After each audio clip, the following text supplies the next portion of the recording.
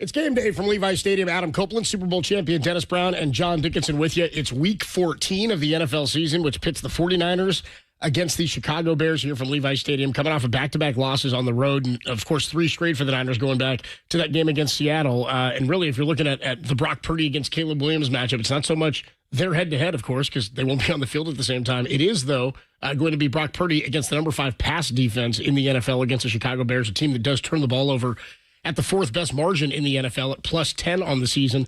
And the Niners defense ranks 31 over the last 2 weeks. How you guys doing, man? I mean, Dennis, things have gone from bad to worse since the last time we saw you. Listen, these last 2 weeks, I don't know about you guys. I watched both these football games on television, and it was tough to watch, right? I mean, it was really a tough watch. I mean, being a 49er fan and wearing that uniform at one point in my life, it was tough watching this team play and what was on that football. I understand the snow, but still, I mean, it was to get blown out 2 weeks in a row. I mean, it was just tough to watch. In a similar fashion. By the way, you thought it was tough on us. You know, it was really tough on. We watched on TV. JD had to fly out there to both of those. He was in Green Bay and he was in Buffalo, back-to-back games to watch those, JD, in person. Yeah, it was tough to watch at Lambeau Field and Highmark Stadium there in the snow, although I was in the warm, covered press box. Although to get from the broadcast booth to the press box, you did have to walk up this hill in the snow, which was kind of fun. Both ways uphill in the snow? Kind of fun. Unique. Got my OG on when it comes to that. But no, a Bears team coming in here that hasn't won a game since October 13th. That's right. We're just talking to Dennis. He said, they won that game in London, and that was their last win on October the 13th against Jacksonville. When's the last time the Bears won a game in the United States? Yeah, how about that? October 6th, the week before when they beat Carolina at Soldier Field. But their struggles go all the way back to the Hail Mary and Jaden Daniels on October the 27th as we were all getting ready for the 49ers and the Cowboys in Sunday Night Football. Daniels hit that deep ball at the end, miracle win for the Commanders, and lost to where the Bears were that one play away from being 5-2. They end up 4-3, and they've lost 5 more games on top of it now to be 4-8. They fire Matt Eberflus, so they're getting whatever comes with the interim head coach. In-season firing. I mean, Tom Brown was 4 weeks ago. The guy was the passing game coordinator for the Bears. Then 3 weeks ago, he gets promoted to offensive coordinator after they fire Shane Waldron. And we'll talk about the numbers for Caleb Williams under Thomas Brown as the play caller versus Shane Waldron. He's been considerably better as the play caller. The Caleb Williams has been much better. Hasn't turned it over in the last few weeks. And if you look at their losses in the last handful of games for the Bears, they've been much closer.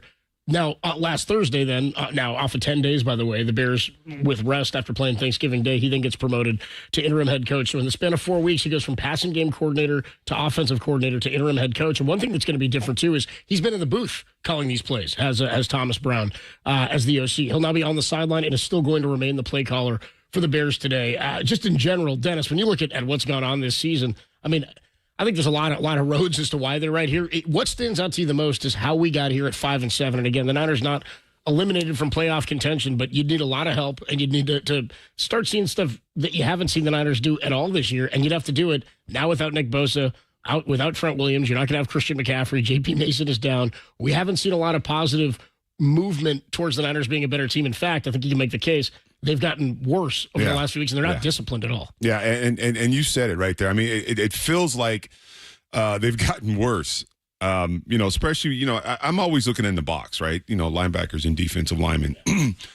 and, excuse me, and as far as the defensive line go, I mean, it's the basic stuff, right? 101 tackling, getting off blocks, the basic stuff. And I know, like I said, the snow, and then Lambeau was Lambeau, but it just seems like running backs are hitting the second level, not even being touched. Defensive line, there was a time when this team was predicated or based, tone setter was the defense. It's not the case anymore. And, and they fall. And I know, you lose to Gravedigger, Nick Bosa's not out there, but still, you got guys on this football team. If you're in the room, the defensive line room, you got to play it to a certain level. And I just haven't seen it. Fred Warner's just worn out. Dre Greenlaw's missed. I mean, you can't say. I mean, he is missed in this defense. So they've gotten worse. And a lot of these superstars. Brock Purdy is not the Brock Purdy that was playing last season. I don't know if it's his offensive line, if it's not having all of his weapons out there.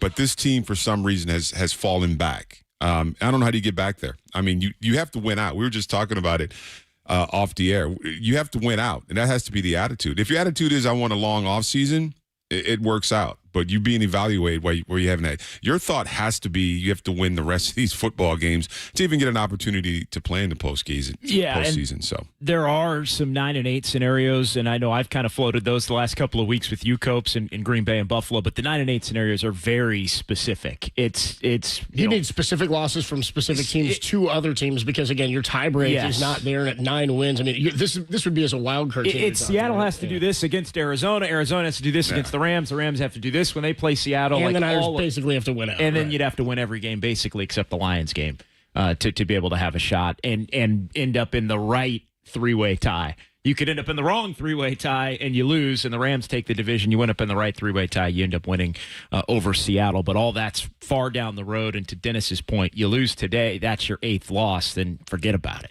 Dennis, what was the worst season you'd had record-wise as a professional? Can you remember? So, I mean, I don't know if my memory is going to serve me correct, but we were in the playoffs every year I was in the league. There was one year, I think it was in 92. Was that the year we were under, 10-6. And you were under 500, but then you kind of ran the table. Yeah, 91. Yeah, was it 91? 91 season, yeah. Yeah, so, it was, I think we started off real bad. It was like, we were like 3-5 or something like that. You guys were 4-6 after week 11 after a loss to the Saints. You guys fell to the Saints, 10-3.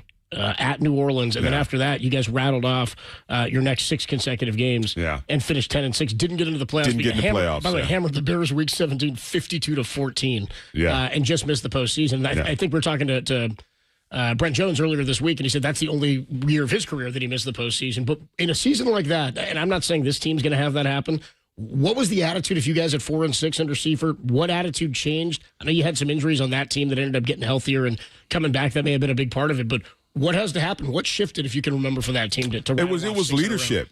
I mean, it was a time where we were in the locker room, and like I said, we understood. I mean, it was a different standard then, right? This team had won 4 Super Bowls, so and there was a lot of strong leadership on the team. Still, this was when I think Steve had got the reins. I mean, he was going to be the starting quarterback, so people had to deal with that. The team had kind of broke up a little bit. I think Ronnie had gone. I think Michael Carter was hurt a lot. Keena Turner was on his way out. Romo was becoming the superstar. So it became leadership. And a lot of guys like Charles Haley,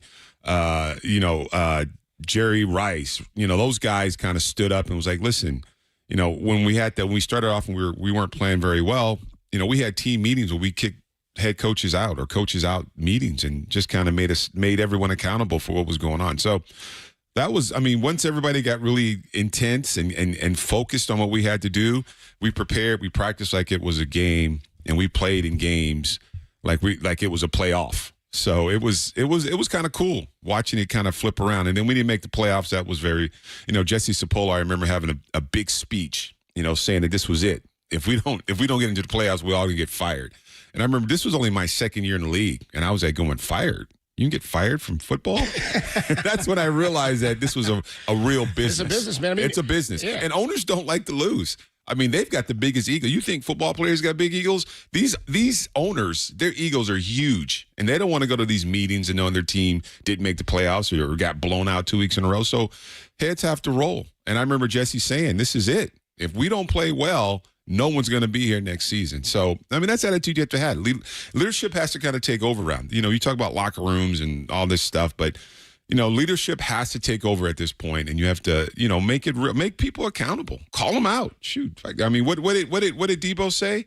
Lock in. Lock in. You got to lock in. Yeah, and that 91 year, in context of where the 49ers are now, they had made it to the Super Bowl and won twice, and another NFC Championship game that they lost the year before that. They went on to go to 2 NFC Championship games and win the Super Bowl in the 3 years after. So it was 1 year in a 7-year span of basic dominance where it was at least an NFC Championship game, if not a Super Bowl win. Well, if things don't really change for the 49ers in terms of where they stand in the NFC West for the remainder of the season, it would set them up, depending on health, of course, for next year, what happens this offseason, to have a simpler road to success or to the playoffs next year if you end up playing a third or fourth place schedule. That's why it's so hard to remain sustainable in the NFL. It's why what the Chiefs do is incredible. Marcus Thompson was telling Derek and I this on our show on Friday. He goes, when I look at the parity in the NFL, the league is set up for that. The league loves parity. They like the scheduling. It's balanced in that way, in that you have an opportunity to grow year after year. But it's hard when you're a team at the top consistently to have to play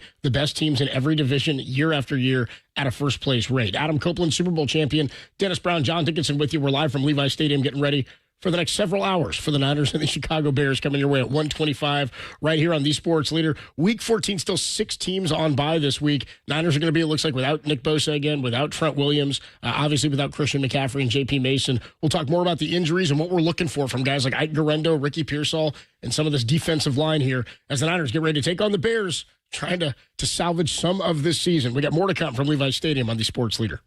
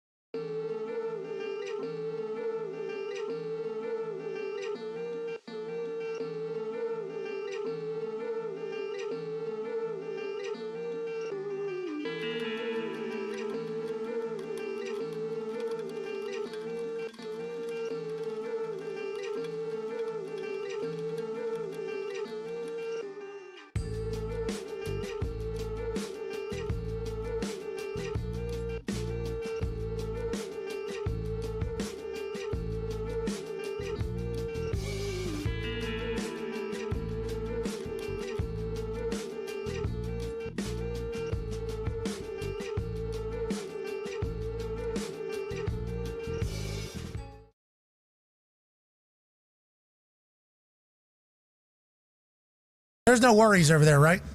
For anybody? I mean, I don't think so. Here's how I always think about it. Because I think you're asking about the head coach or the GM, right? If they want to move on from John Lynch or Kyle Shanahan, which I've gotten zero indication that they want to do, how quickly do you think it would be before there would be another team that would want to hire both of them? Oh, yeah. Very quickly. That's, of course, the voice of Adam Schefter on the, was it the Pat McAfee show? Yeah. Earlier this week. Adam Copeland, Super Bowl champ, Dennis Brown, John Dickinson with you here on a Sunday afternoon, Sunday morning, getting ready for the Niners and the Bears. And that was I feel it would be dishonest or it would be intellectually fraudulent to say that was a story this week. 49ers may be looking to move on from Kyle Shanahan and or John Lynch. And really, it was Mike Florio, Pro Football Talk, or at NBC Sports, who said, made the suggestion, and it wasn't even so much that he was hearing anything, and this is just kind of what Florio does, is to put this stuff out into the universe, but he was suggesting that with the situation the Bears are in, and with as bad as the Niners have been this year, he said, I think Kyle Shanahan needs a fresh start, and why wouldn't the Bears pick up the phone and call the 49ers about trading for Kyle Shanahan as a head coach? Well, first and foremost, it's just a suggestion that the Bears should be calling and doing everything they can to improve their team. However, that's not generally how teams go searching for a new head coach, by calling other teams and asking to take their head coach. And by the way, and John Middlecoff was talking about this on his show earlier this week, the 49ers are set up in such a way where I think people forget Kyle Shanahan picked John Lynch as his general manager. He's the one. He doesn't answer to anybody. If there's a pecking order, Kyle Shanahan's the number one. It's not like the Bears are going to call John Lynch and say, hey, can we make you an offer for Shanahan? He has final say on this. And by the way, if they call the Niners, it might be Kyle Shanahan who answers, Dennis. It might be Kyle who's like, I don't think so, man. I don't think I'm heading that way. It's an outrageous suggestion in terms of how many things would have to happen. I don't think it's as ridiculous when you call a team and ask for their best player and then you ask for somebody else. But one, this isn't anything that's been suggested. Kyle Shanahan would then go there. Basically, everybody in the front office of the Bears would get gutted. He'd get to pick another general manager, and you'd start all over from there. The fact of the matter is he's in the position he's in and has been given the rope that he's been given because of the level of success and stability throughout the season. We've been talking about this for a few weeks, Dennis, specifically after the Packer game. JD and I were saying when people were upset, they're mad about the play calling and Kyle's got to change. I don't think it's wrong to suggest to have two thoughts at the same time, in that Kyle is the architect, he and John, of building and sustaining one of the marquee franchises in the NFL, but building it to sustainable success. I mean, obviously they've gone to multiple NFC championship games, but everybody wants the one win. And it's like, if you don't win the Super Bowl, then you're not a good coach. But you can also, I think in the same thought, say there's probably some evolution or some change that needs to happen offensively. I don't know that it's simply they're not as talented as they have been in the past, but their offense, where it was at the start of the year, was very, very good. The last 3 weeks, it's really hit a roadblock, because 17 points against Seattle and then 10 in each of the last 2 weeks. Yeah, and first of all, I think, people who, and I understand the 49ers having a bad year. I mean, way off year, right? They're not looking like a good football team, not a team that compete in the playoffs or win a Super Bowl, compete to win a championship. But to think that to move away from Kyle Shanahan, I think people forget about the Chip Kelly times and the Tom Sula teams and Singletary teams. I think Kyle Shanahan. Knafi and Erickson. I mean, I don't know. Erickson, how about Nolan? How about Nolan? Yeah. Nolan, yeah. I mean, So you forget about that time when it was really bad. I think Kyle is going to be here. I mean, I just think back to his coaching style is kind of old school, right? I think if anything's going to change, I think maybe the way he calls a football game is going to have to change a little bit. I mean, he take a little bit of risk. He gets really conservative. He's that coach, though, right? He's very conservative. I think when Christian McCaffrey came on this football team, he kind of unlocked everything, opened it up. I think with a healthy Christian McCaffrey and a different maybe mindset with the offense being a little more risky, and you got to get a defense. Somebody got to figure out the defense. The D-line, stopping the run. You got to figure out. Yeah. You got to go into the draft, and you got your receivers, you got your running backs. You always have those guys. You got to start building this defensive line. And we've been talking for 4 years. Who's going to be the other defensive lineman next to Nick Bosa? Forget that. Get some interior defensive linemen and stop worrying about this pass rush. Shut down teams first and second down. And then Nick Bosa do what he does. But you got to do something with this interior of this defensive line. I mean, even the linebackers. I mean, Fred Warner's getting worn out. My man he looks tired. I mean, I shouldn't say that. He's doing a lot of work out there. He's had to shoulder a lot of the load on defense. But he's a leader. And he's playing on the fractured ankle too. Yeah. Which is So not I mean, you're gonna wear his body out. You're gonna wear him down. So I mean, I think if anything has to change, I think maybe your play calling. I mean, your philosophy has to change. Take a risk every once in a while, but you got to work on this defense. Yeah, the defensive line, I think, is going to be exactly where they're going to have to go in the draft, and defensive tackle in particular. Yeah. It's got to be some guys with some meat on their bones that are strong and are going to stand up at the line of scrimmage and just get their body on the ball carrier a little bit to allow the linebackers to come up and make plays, or not even allow it to get to that point where it's just, hey, they're on the ground. And so, I mean, that was the foundation of the 49ers' greatness going back to when this run started in 2019, and obviously a blip in 2020. But the 21-22 teams, I think it started to get away from them a little bit last year.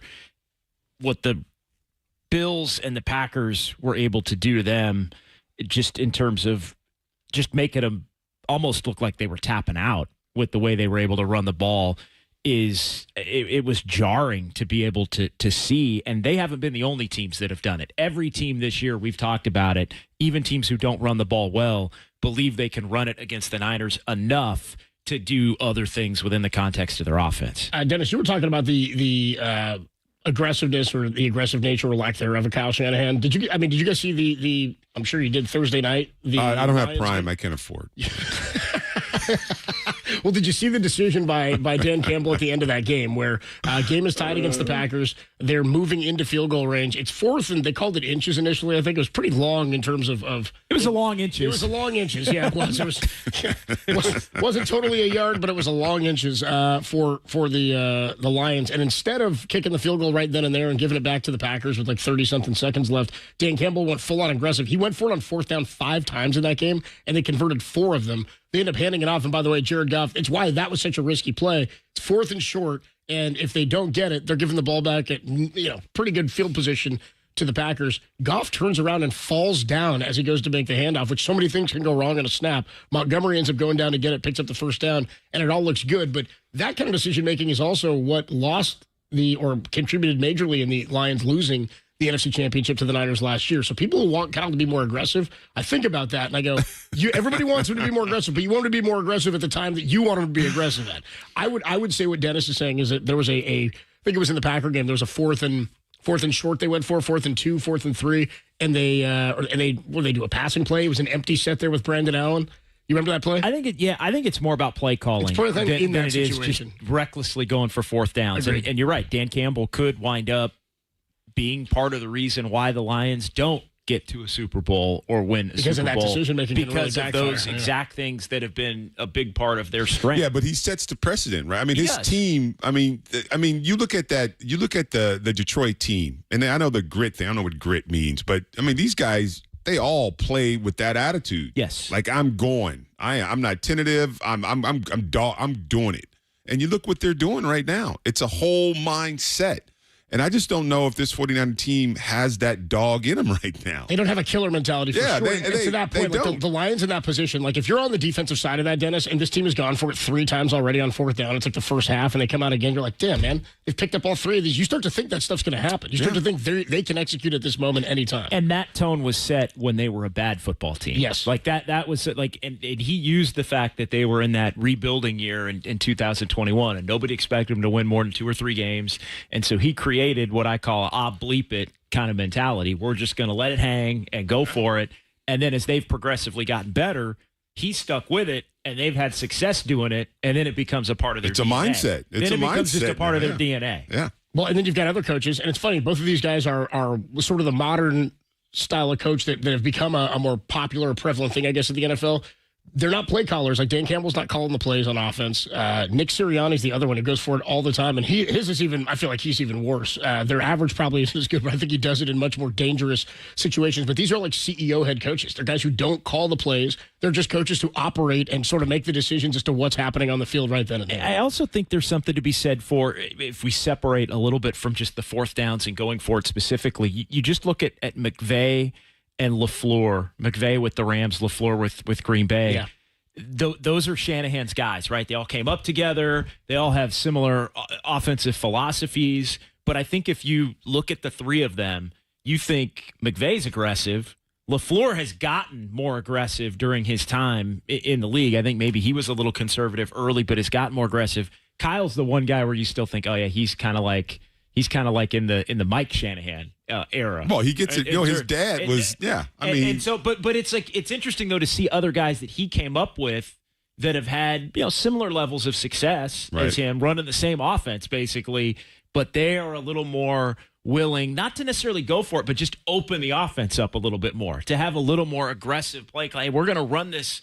We're going to throw it a little bit more. It's not going to be 2nd and 10. We're going to run it every time, which has been a tendency that's been noted that hasn't worked out for the 49ers this year. And what's frustrating is when McCaffrey goes down last week, and by the way, the Bills were like one of the worst in the league. I think they're 30th or 31st in yards per rushing attempt against. They allow like 4.9 yards per attempt on the ground. And McCaffrey, for the first time, was starting to look like, we saw a couple of runs in that game, Dennis, against the Bills, where you're going, oh, man, he looked like, even the one he gets hurt on was going to be a play. It looked like classic McCaffrey would break. He got tripped up, goes down, and then that was it. We don't see him again after he slides in the backfield there. But that's what's been frustrating is they haven't been able to run the ball effectively. They haven't stopped the run effectively.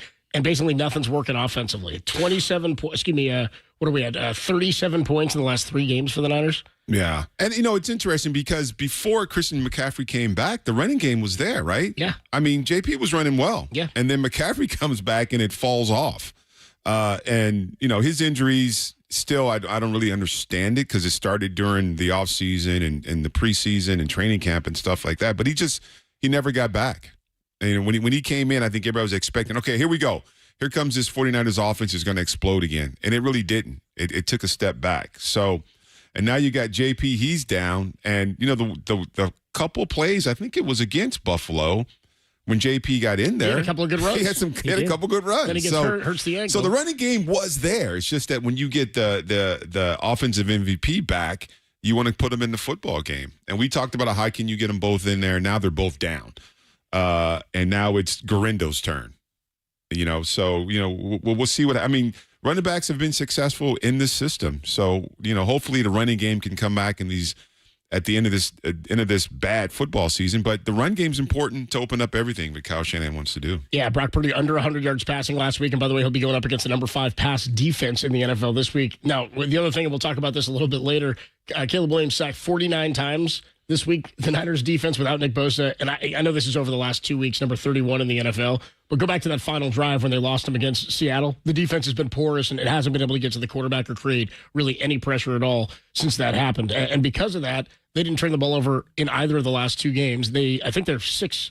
Is the margin 0-6 in terms of the it's -6, I guess. In the and the points off turnovers are even worse because the Green Bay had 21 points off the turnovers, and the Bills went down and were able to score off the turnovers as well. And by the way, ugly. The Bills and the Packers 9 for 9 in the last 2 weeks in red zone opportunities against the Niners. So a game where the Niners are going to have to score some points, try to get to the quarterback and Caleb Williams without Nick Bosa. But this is one where they opened at a 6-point spread for the Niners. It's down to like 3.5 here in favor of the Niners over the Bears. Adam Copeland, Super Bowl champ, Dennis Brown, John Dickinson with you. We're live from Levi Stadium. Kickoff at 1:25 between the 49ers and the Chicago Bears. When we come on back, John Lynch, the 49ers general manager, joins Murph and Marcus every week throughout the football season. We'll hear what he had to say about some of these injuries, what he's looking for from Ike Garendo, and he's just calling him Izzy. Abanaconda is the running back that claimed off waivers from the Jets. He said, I'm just going to call him Izzy because I haven't gotten his last name down. And one of our texters, Tim, was that right, earlier this week, said, Abanaconda don't want none unless you got runs on. How about that? Texters are incredible. Adam Copeland, JD, Dennis Brown, Niners and the Bears. More to come on the Sports Leader.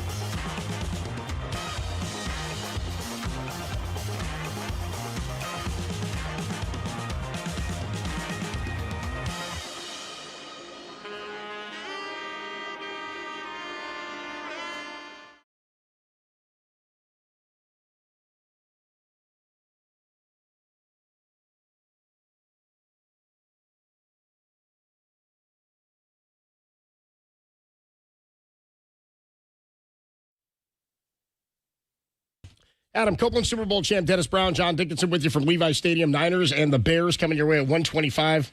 Greg Papa and Tim Ryan on the call today. We'll have it all for you right here on The Sports Leader. And we'll get more into some of the quarterback comparison and what to look at this one in terms of some of the health of the 49er roster. Again, Dre Greenlaw's still going to be out today. Nick Bosa didn't practice really at all this week, and he's out still with that hip and oblique. Aaron Banks out with a concussion. Jordan Mason out now. George Odom, Trent Williams. And then we'll find out from some of these other guys. Dominic Puniano was dealing with a shoulder, but he was a full participant as he got later into the week. Same with Brock Purdy. So some positive stuff, at least on that front. Let's hear from 49ers general manager John Lynch, who joins Murph and Marcus every Friday throughout the Niners season. And John was asked to respond to Kyle Shanahan's comments earlier in the week that the team just isn't as good as last year's squad.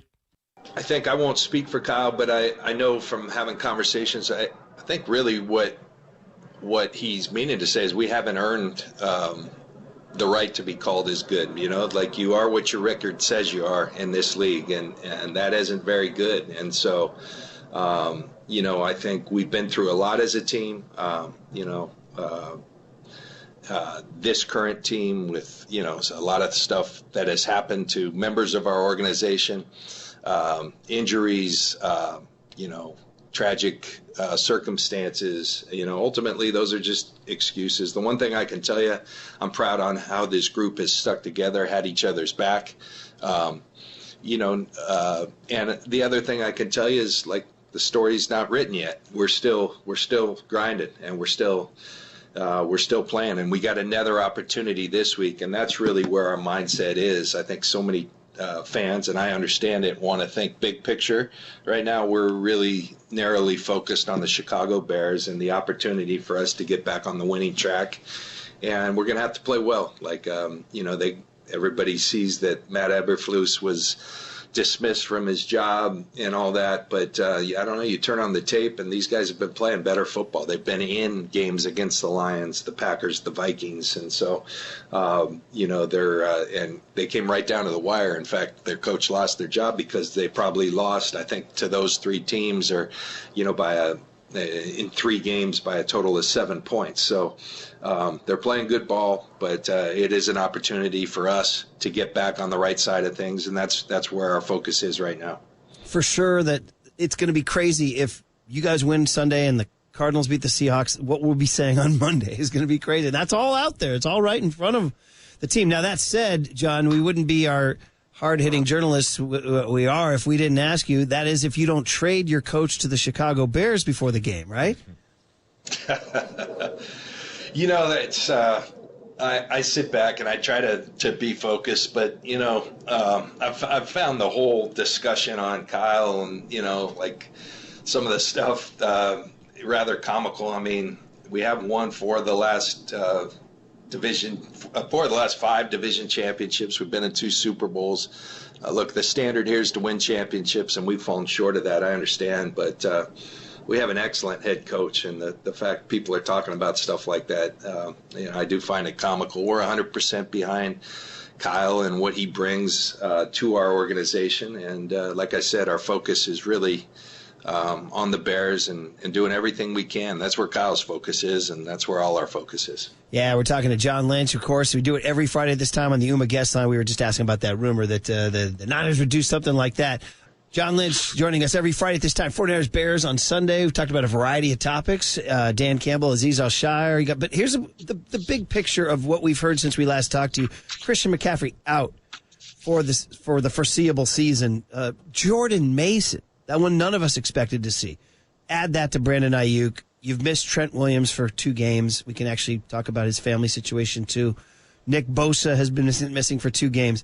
So, John, people use this phrase, and it's been kicked around the media, the season from hell. The season from hell. Whether it's family tragedies like what we talked about with Charvarius Ward and Trent Williams, or just the relentless parade of injuries. How do you cope with the concept of a season from hell? You try to be there for your family members, and you count your blessings. I think, we've had a lot of tragedies. We've had a lot of hard situations. But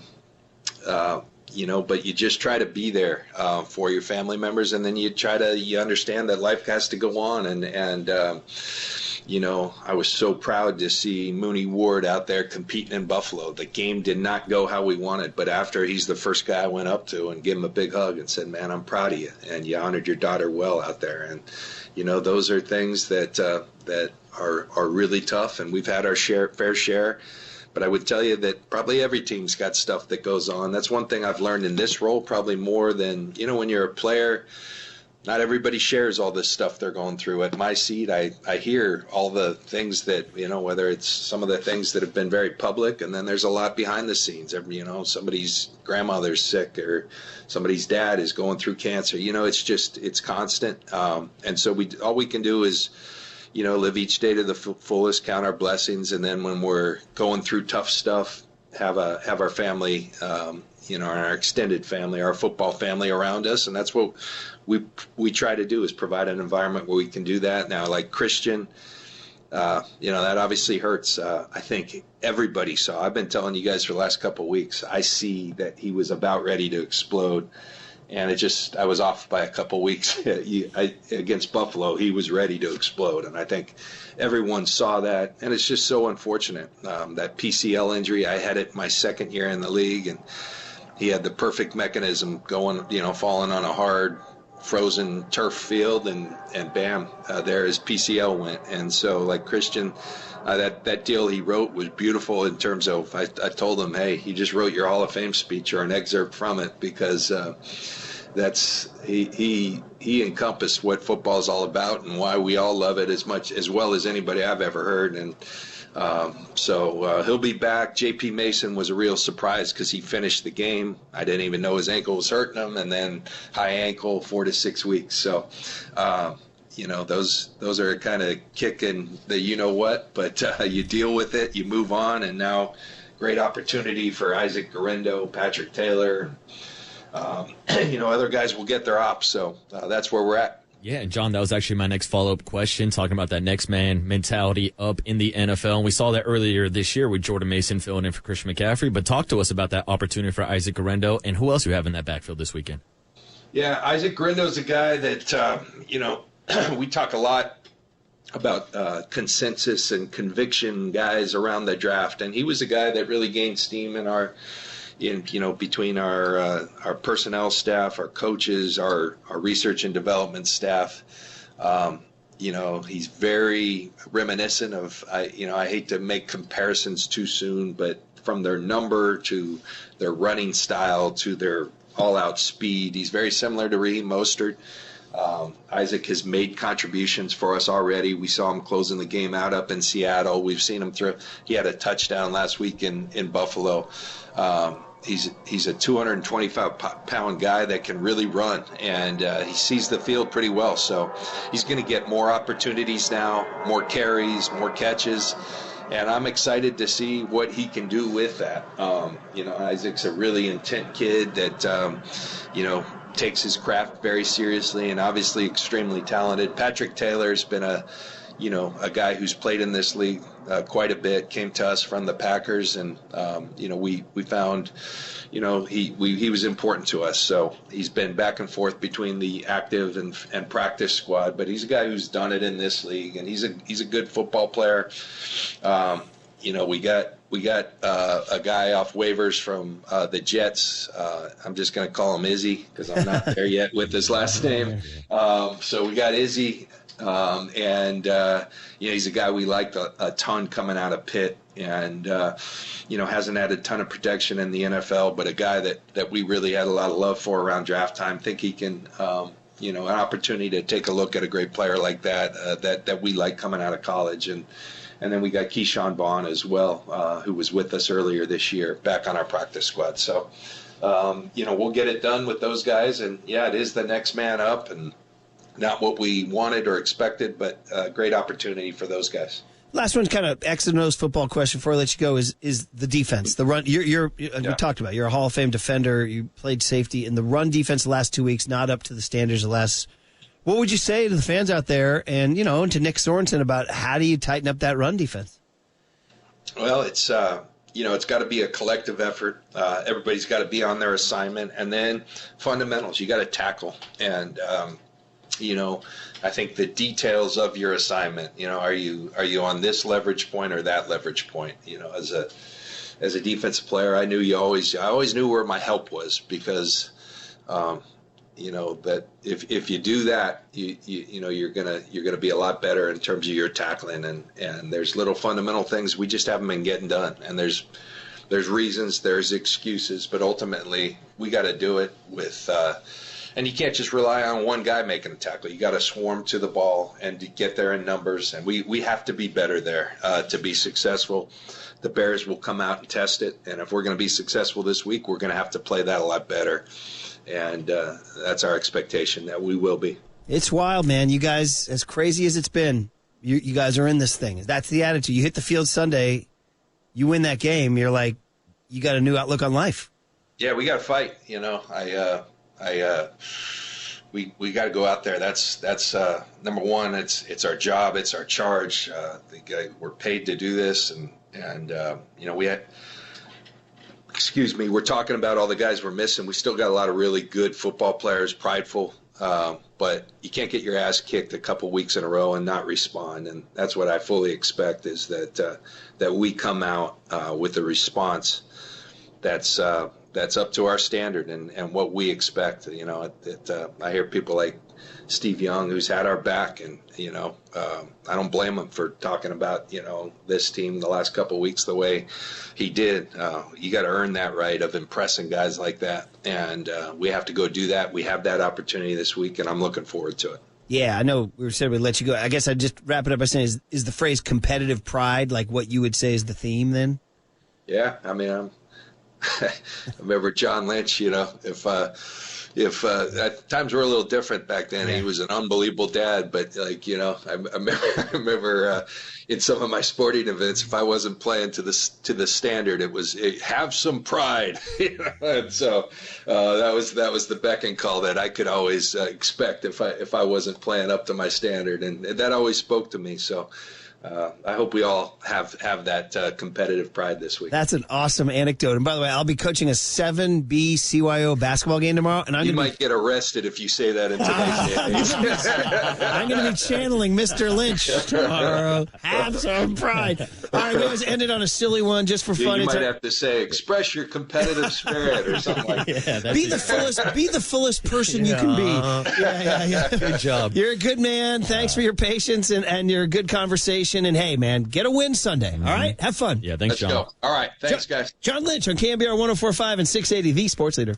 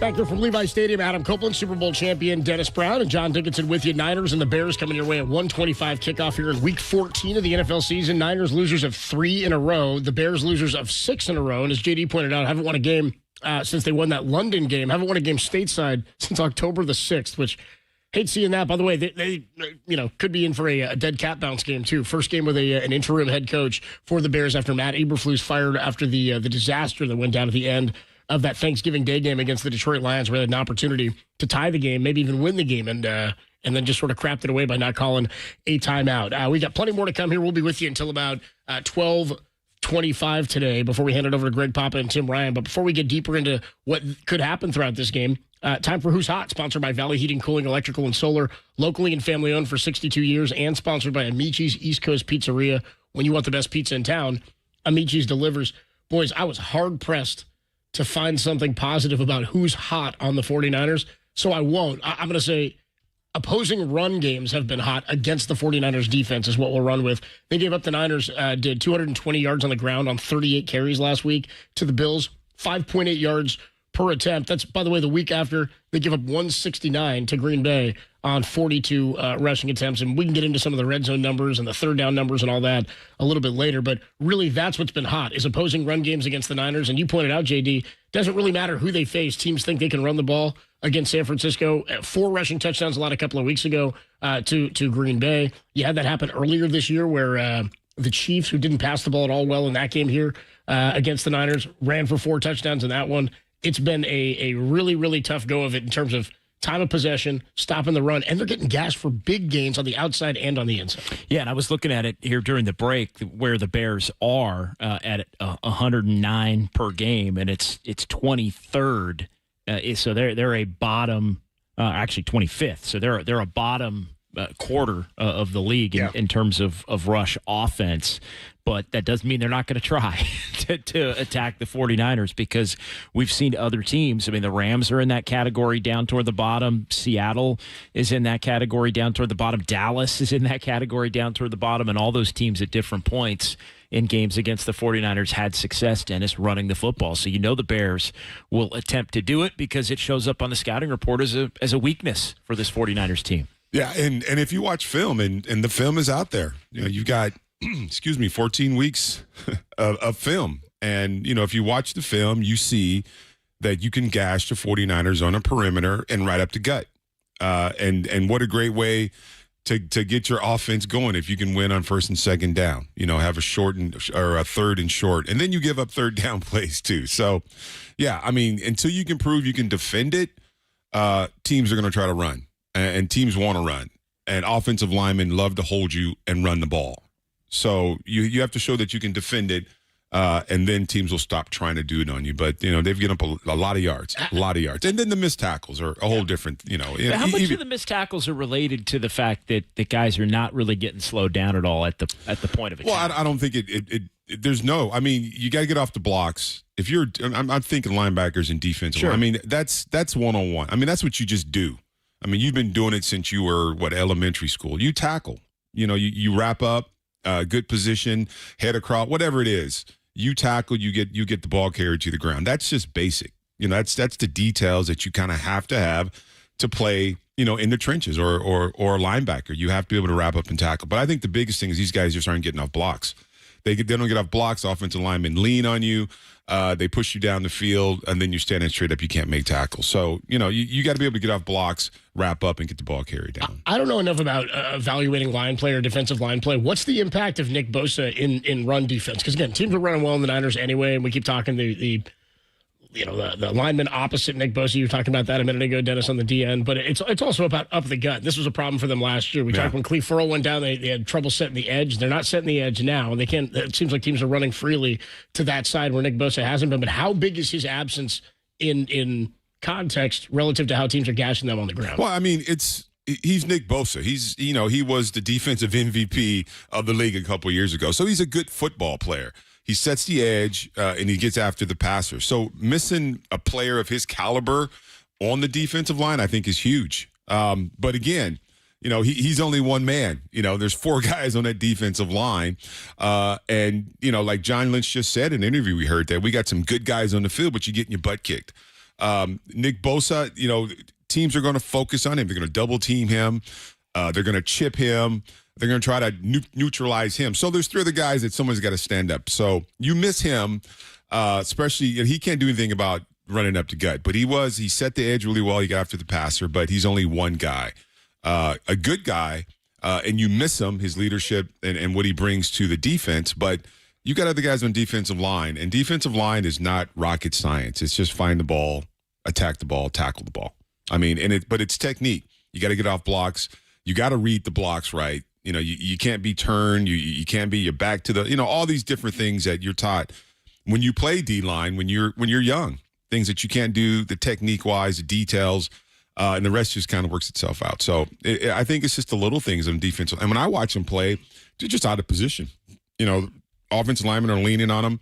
They're not getting off the blocks, and they're just not wrapping up. And they just don't have the talent either on the interior defensive line specifically. Malik Collins and Jordan Elliott have missed time, and then you just look beneath them on the depth chart, and it's Kalia Davis and it's Khalil Davis, who they picked up off another roster. It's Evan Anderson, who was a nice story in training camp, but it's just they just don't have the players at that specific position to be able to make an impact. They used to be 6-8 deep among defensive tackles at times on this roster, and now you look up and it's Malik Collins and Jordan Elliott and a whole lot of and the Pips. You don't know what, and those guys have missed time. On top of it, and to that point, when Kyle Shanahan took over, I want to say it was the first couple of seasons. I don't know if it was 2019, the year they finally made that the playoff and Super Bowl run. But remember the year before they had like 2 total interceptions. The season before that, then they acquired Richard Sherman. I think they had 2 picks in like the first 2 weeks of that. Yeah, they got Jameis a couple times in Tampa. That's right, in that Buccaneers game. I want to say they opened in like Cincinnati and went to Tampa and got Jameis before coming on home. But that was all about being able to create pressure on the quarterback so that they could create some turnovers in the secondary. They have not created pressure at all in the last couple of weeks. Jordan Love had thrown a pick in every single game he'd played this year until he saw the 49ers. It was not pressured enough, didn't make any mistakes. Same can be said about Josh Allen. They could not get to him, and he just kind of diced him. So when you're not getting pressure up the middle, you're not making the quarterback uncomfortable, which is something they got to do today against one of the worst offensive lines, if not the worst, in football of the Chicago Bears, is create pressure and make Caleb try to beat you with his arm. He's been much better since Thomas Brown took over as the offensive coordinator. We'll talk about that. No turnovers for him in the last couple of weeks. And if you don't turn him over, you can't be turning it over to their secondary. Brock Purdy, Niners record when he throws a pick is nowhere near as, I mean, they're virtually, what are they, like a 800 win percentage or 900 win percentage when Brock doesn't throw a pick. When he does, and this is a team that turns it over a lot and has the 5th best secondary in all of football, could be problematic. We'll talk more about this one and what to expect from Caleb Williams, the #1 overall pick who comes to town with the Chicago Bears today to take on the Niners. Niners losers of 3 in a row, the Bears losers of 6 in a row. Something's got to give. More to come on the Sports Leader.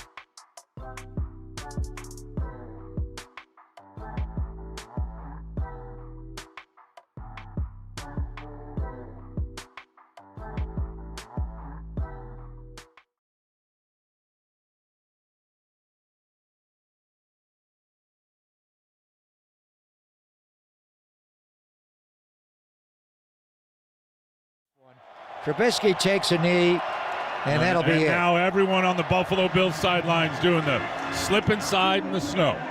They love it. Playing here in Western New York, they love these snow games. Snow angels everywhere.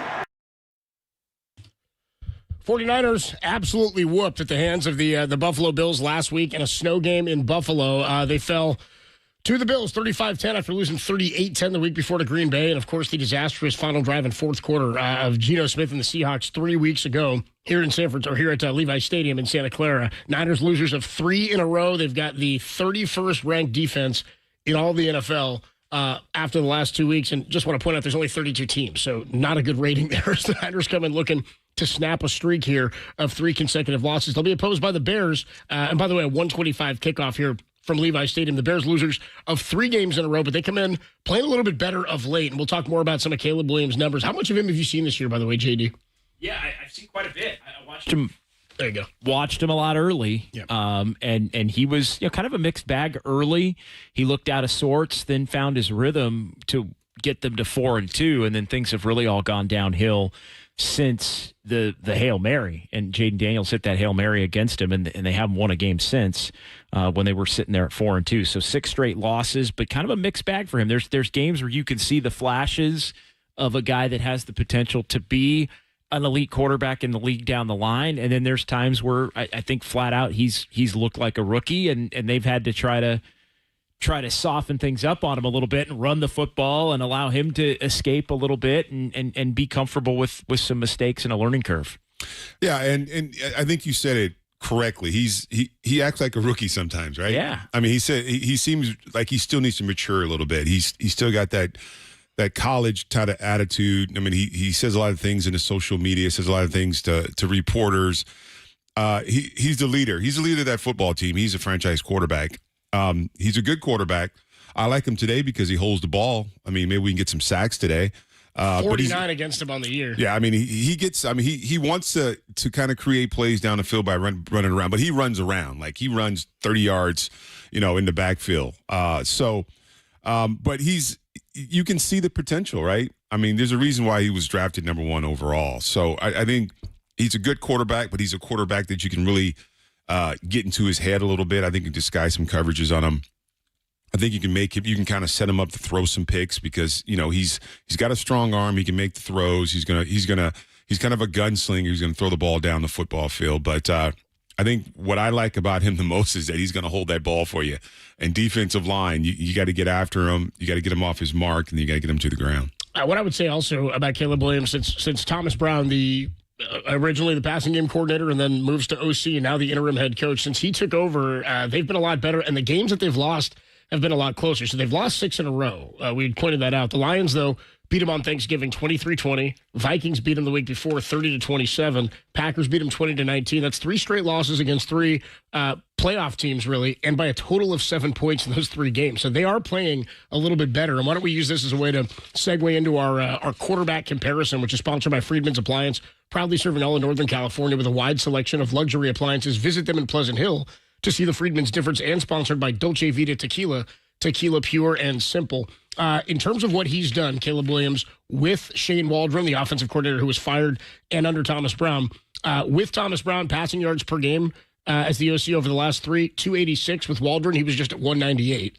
His completion percentage 10 points higher, 71% in the last 3 games versus 61% with Shane Waldron. Yards per attempt, he's up over a yard per attempt, 7.3 to the former 6.1. He's thrown 2 touchdowns, no picks in the last 3 games versus 9 touchdowns and 5 picks in the first, I guess it would have been what What are they now? What's their record? They're 4-8. 4-8. So in the first 10 games or whatever it is, 11 games, he has 9 touchdowns and 5 picks. But he doesn't throw a lot of interceptions either.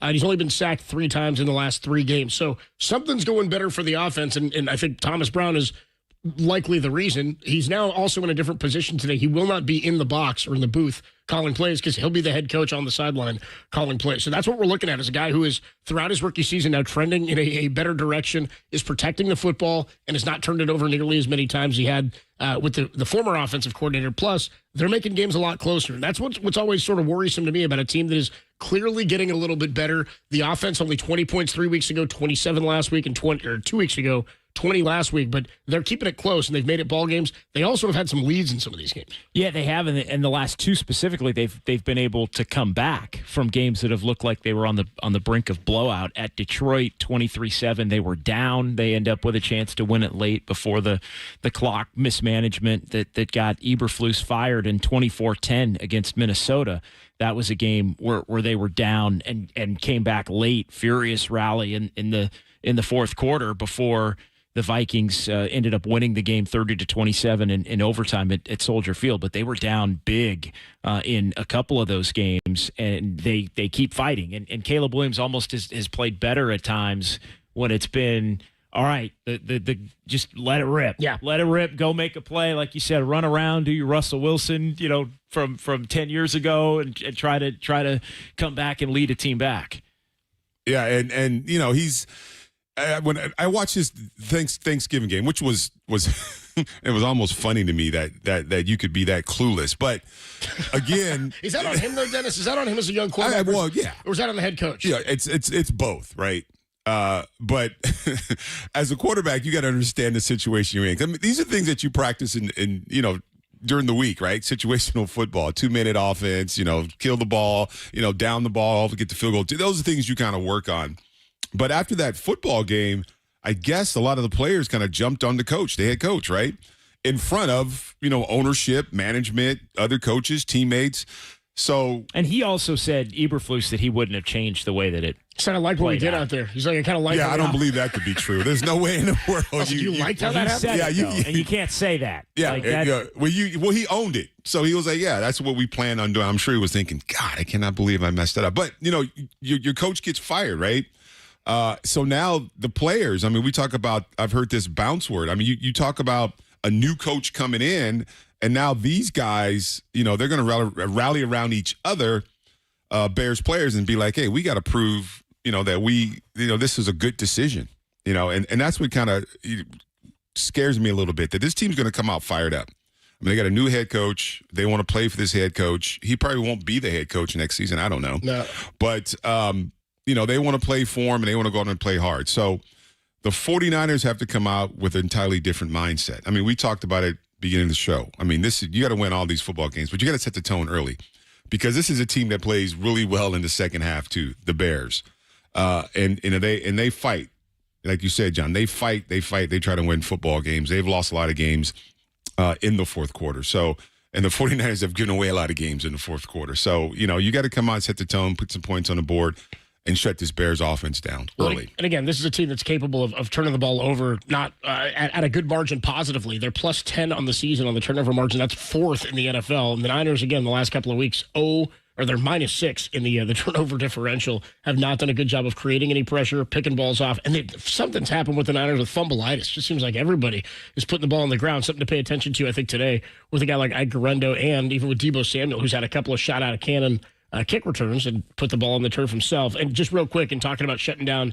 this offense and how they've been playing a little bit better of late, the Chicago Bears, their rushing yards just in the last 2 games, 78 and 78, 179 against the Packers. But you pointed out, JD, that they are not a great run team, and they really haven't improved. It's not like they've been any better in the last couple of weeks. They had a stretch early in the season, a 4-game stretch where they went for over 100 yards as a team, 131, 128, 152, and then 202 against the Commanders in a loss earlier this season. Since then, only one time have they gone over 100. That was 3 weeks ago against the Packers for 179. Just a thought on Brock Purdy here on the season, 65.5% completion, 2707 is the yardage, 13 touchdowns to 8 picks. JD, how would you evaluate Brock's play? And I think you can eliminate last week's game. I mean, even Josh Allen didn't put up big numbers in terms of passing, except that he threw one. He ended up running one in that he caught himself off of a pass that he threw, and then he ran one in on the ground as well. How would you evaluate where Brock is right now? Yeah, it hasn't quite been the same, and I think a part of it has been, I think at different stretches of games, he's looked a little out of sorts. I think he's airmailed some throws. I think he's missed some throws. I think having guys in and out of the lineup have impacted his rhythm, and just overall, the team has not played complementary football to the level that I think allows him to be his most successful. You look at the numbers and the 13 and 8 interceptions with 13 touchdowns, and that's, you could make a case. All right, that's pedestrian. I think he's played better than that level, I think, to the eye test this year, but the team overall has not played to that level, and so I think he ends up being accountable for it, because the quarterback is always going to be accountable for it. He got all the praise when they were a 13-4 football team a year ago. He got all the praise when he took over right around this time in 2022, and they didn't skip a beat and end up in an NFC Championship game that they lose because he gets hurt, and we don't know what would have happened on that afternoon in Philadelphia. So you get the praise, and he statistically had performed like an elite quarterback through those times. Mm-hmm. And right now, he's not statistically performing like an elite quarterback, and this team doesn't have the record that they've had. So there's an accountability that comes with that, even if some of the ancillary numbers say that he's performed better. And this is where people get critical, and it's already happening. We'll have, ample time this offseason to talk about how you handle Brock Purdy's contract situation going forward. I'm still of the belief that he's going to get a big contract. Since somebody last night got into a debate with a guy, goes, you can't give him $60 million. It's just kind of the price of doing business. You can't give him 40, I'll tell you that, because Dan Jones was making $40 million, and he's got a better case than that. But what people are going to look at, I think, is, well, Brock was successful because of the pieces around him. Look at all the talent that's down, and look how he's performing. And I would say, sure, but show me any quarterback who's putting up mega numbers with no talent around him. I mean, Jamar Chase is having a good year. Joe Burrow's having an MVP caliber season, but the Bengals just aren't a good team in general. He's not on the same level of Joe Burrow. I don't think anybody's suggesting that. Right, but I think that's the thing we have learned about Brock Purdy is he is not. It isn't just Brock Purdy and a bunch of guys. Like, Brock Purdy and a bunch of guys is not going to work. No, like that's not saying you should or shouldn't pay him, but. It's like it's not Burrow, it's not Allen, it's not Mahomes. He's not carrying the load with everybody. There might be 5 of those guys in the entire league, yeah. But I think statistically, when everybody was here and healthy and the system was rolling and the defense was playing at a level, he performed statistically at that level. I think what we've seen is he is not one of those guys. Is he in the next tier? I think that's fair to say. We can have a discussion about it. Again, it's not so much about money for me right now as it is about where does he rank, because, again, you have to look at the high-end portion of the conversation, which is when they were winning all those games and he was putting up those numbers, we were discussing him in that category. I think we now know he's not in that category. Well, he was a number 4 MVP vote getter, I believe, last year. You know what I mean? So it's why we've had that discussion. But you can be a good quarterback and not be in that category. Agreed, absolutely. And you can win a Super Bowl get paid and get paid and not be the best quarterback in the league or an absolute elite one. But he's been damn good. The talent around him has not been nearly as good. We'll talk about some of that when we come on back. We'll get into some of the health report here for the 49ers, who likely today without Trent Williams and Nick Bosa. Aaron Banks going to be out of this one as well, but maybe even to a bigger point, Ike Guerrero, a 4th rounder, a rookie, will be your starting running back for the foreseeable future. Patrick Taylor re-added to the roster as well, and they've claimed a running back off waivers, Izzy Abanikanda from the New York Jets. So we'll talk more about the health in this one and who we can see today and what we want to see from Ike Guerrero and guys like Ricky Pearsall as we get through the final 5 games of the season. Adam Copeland, Super Bowl champ, Dennis Brown, John Dickinson. It's the Niners and the Bears, and it's coming your way at 1:25 only here on the Sports Leader.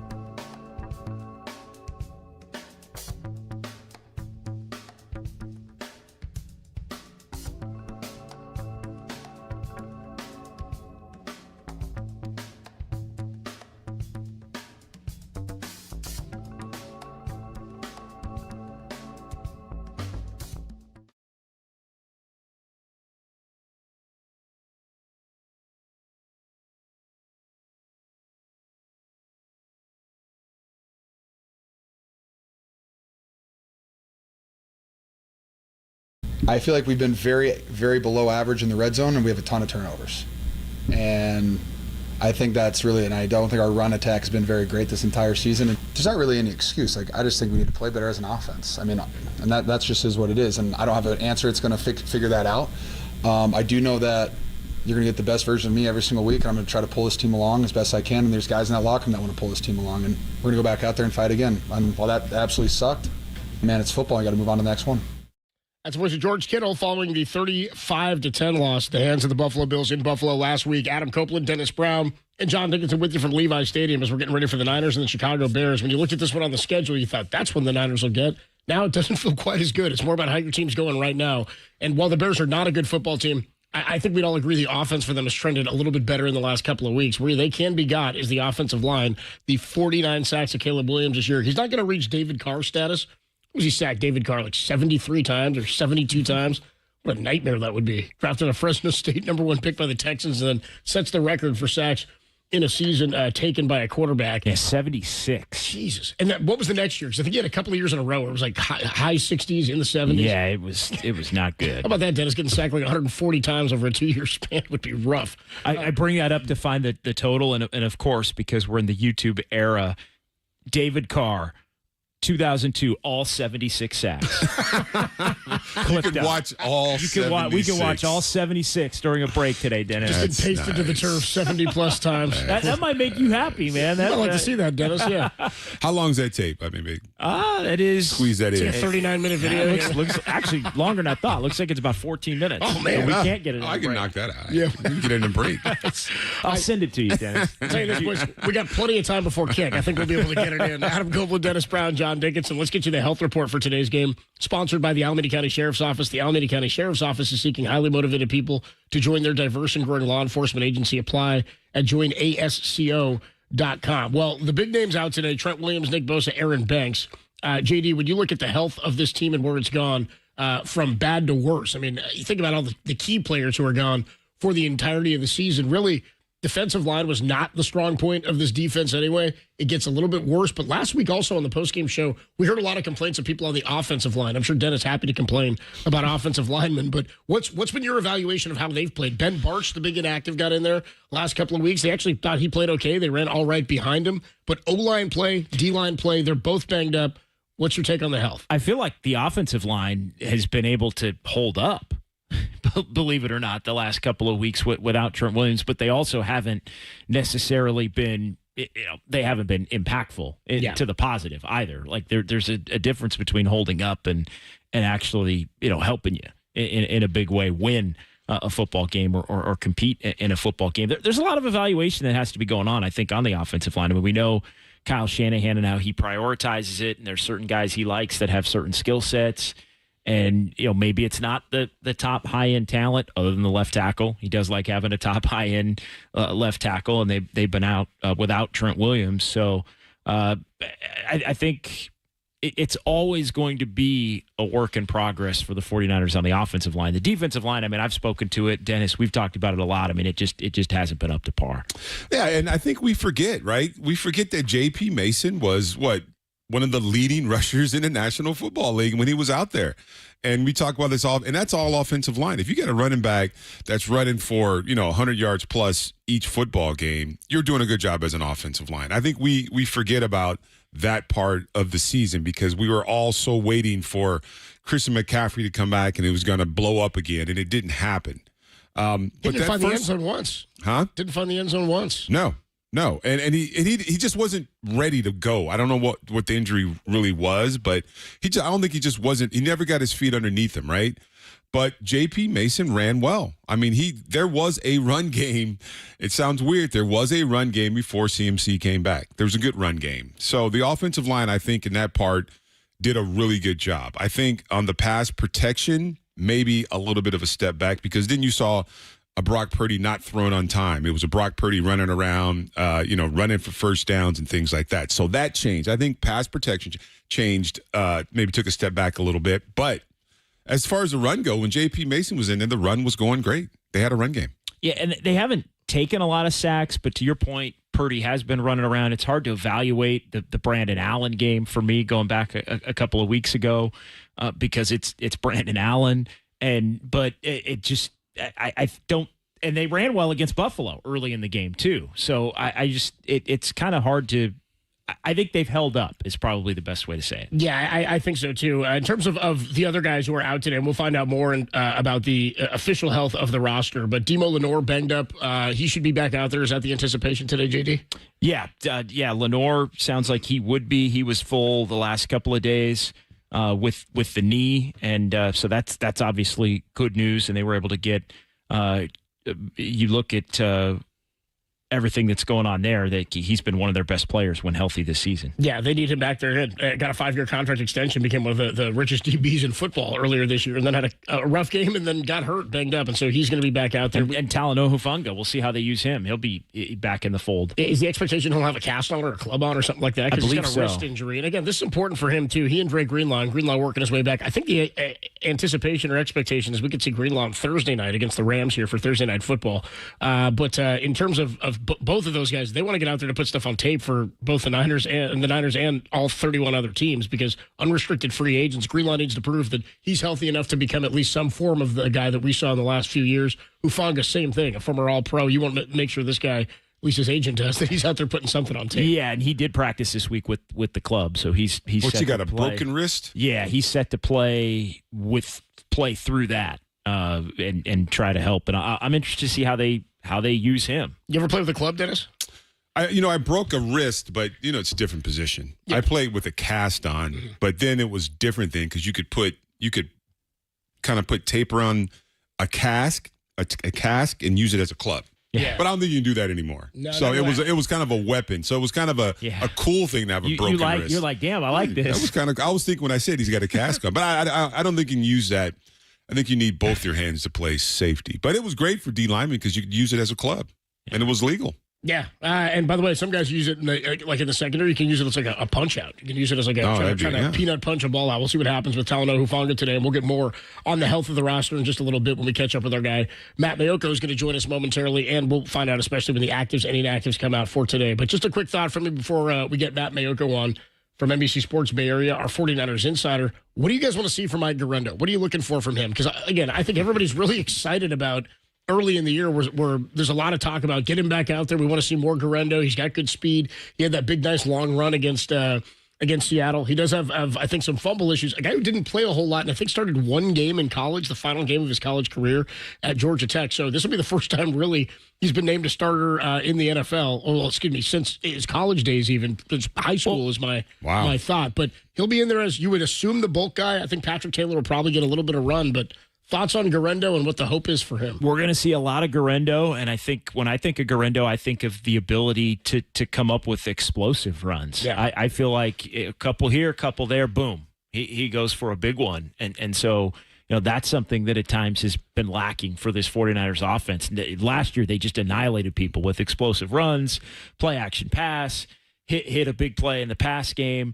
So that's something, everybody's wanted Dennis to see more of Mason, who's obviously out today, and Garendo. Well, you're going to get to see a whole heck of a lot of Garendo today. So we'll see if he can hit a couple of home runs that help maybe take the pressure off of this 49ers offense. So. Yeah, and if he can get to the second level, third level, I mean, what is he, a sub-4, 240 guy or something like that? Yeah, he can turn on the jets. Yeah, I mean, he's got some speed to him. So, but the ball security is number one, right? I mean, he's had some fumbles. This is short time in NFL. I think I've seen him fumble twice. Yeah. So ball security is going to be the important part. Running downhill, not dancing in the backfield, that one cut, get up the field. But if he can get to that second level, he's got the speed to have those big gash plays, which we haven't seen in this 49ers offense yet, is one of those big gash plays. So I just, consistency, and ball control is what I want to see. Fumbling, fastest way to find yourself in an NFL coach's doghouse, right? Ike Garendo will be the starter today. We'll talk more about this one with our guy Matt Maiocco, 49ers insider from NBC Sports Bay Area. He will join us next. Adam Copeland, Dennis Brown, John Dickinson from Levi Stadium. Niners and the Bears coming your way at 125 on the Sports Leader.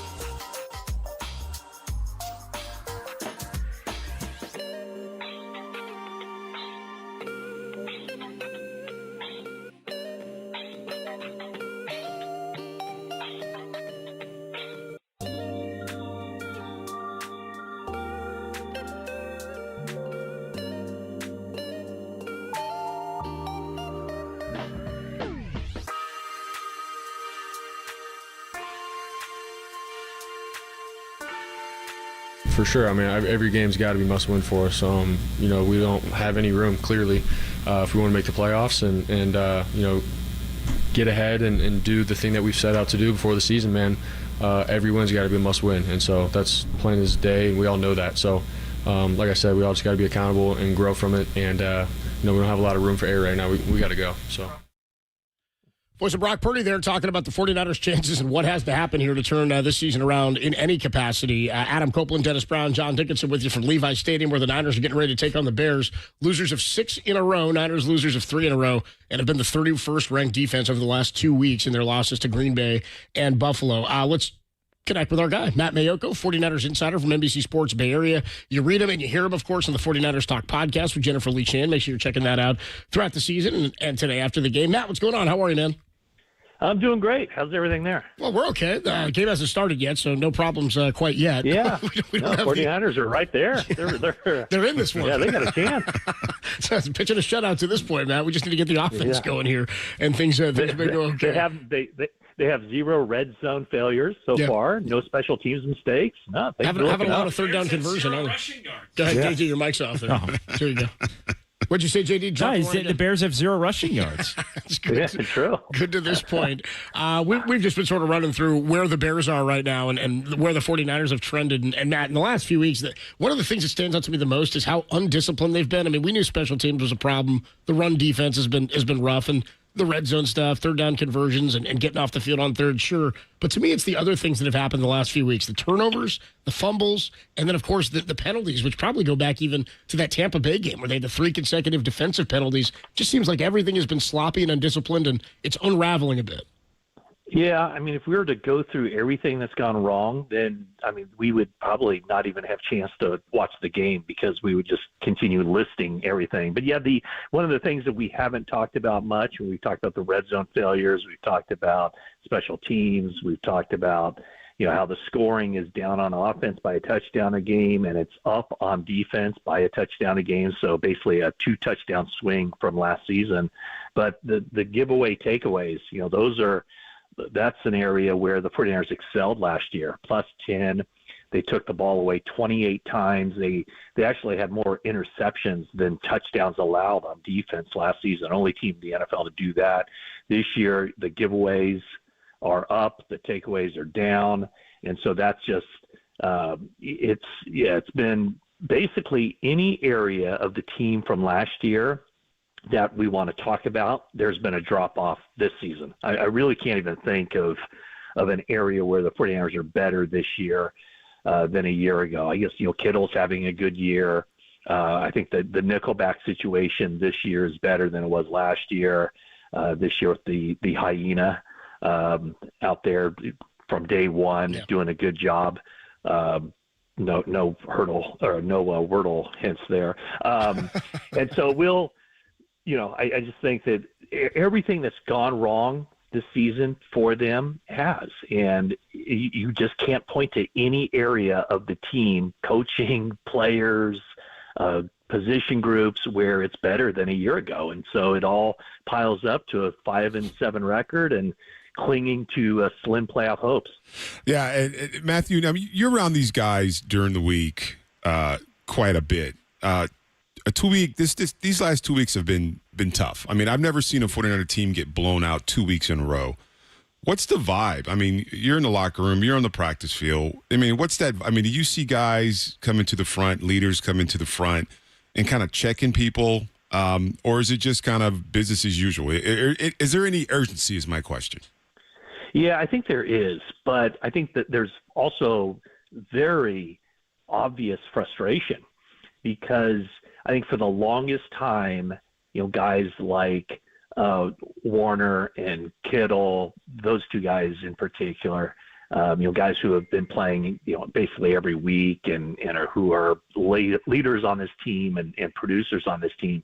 I think they always felt like it's close. It's going to happen. Trust us. It's going to happen.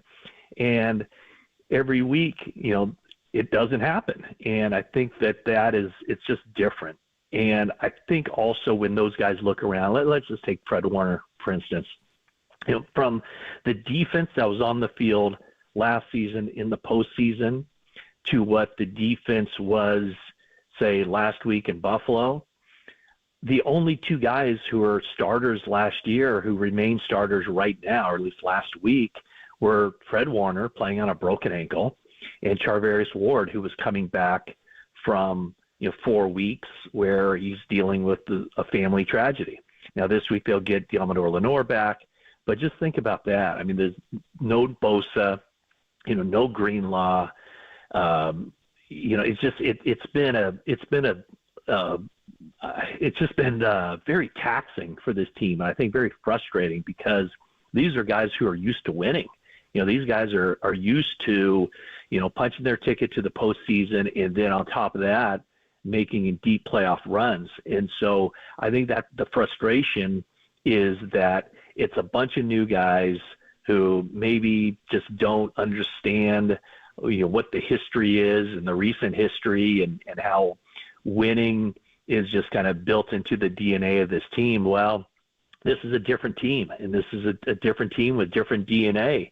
And so, those veteran guys are trying to bring the young guys along, and it's looked discombobulated from week 2 on. And so, they're running out of time, and some would say that they've already ran out of time, that it's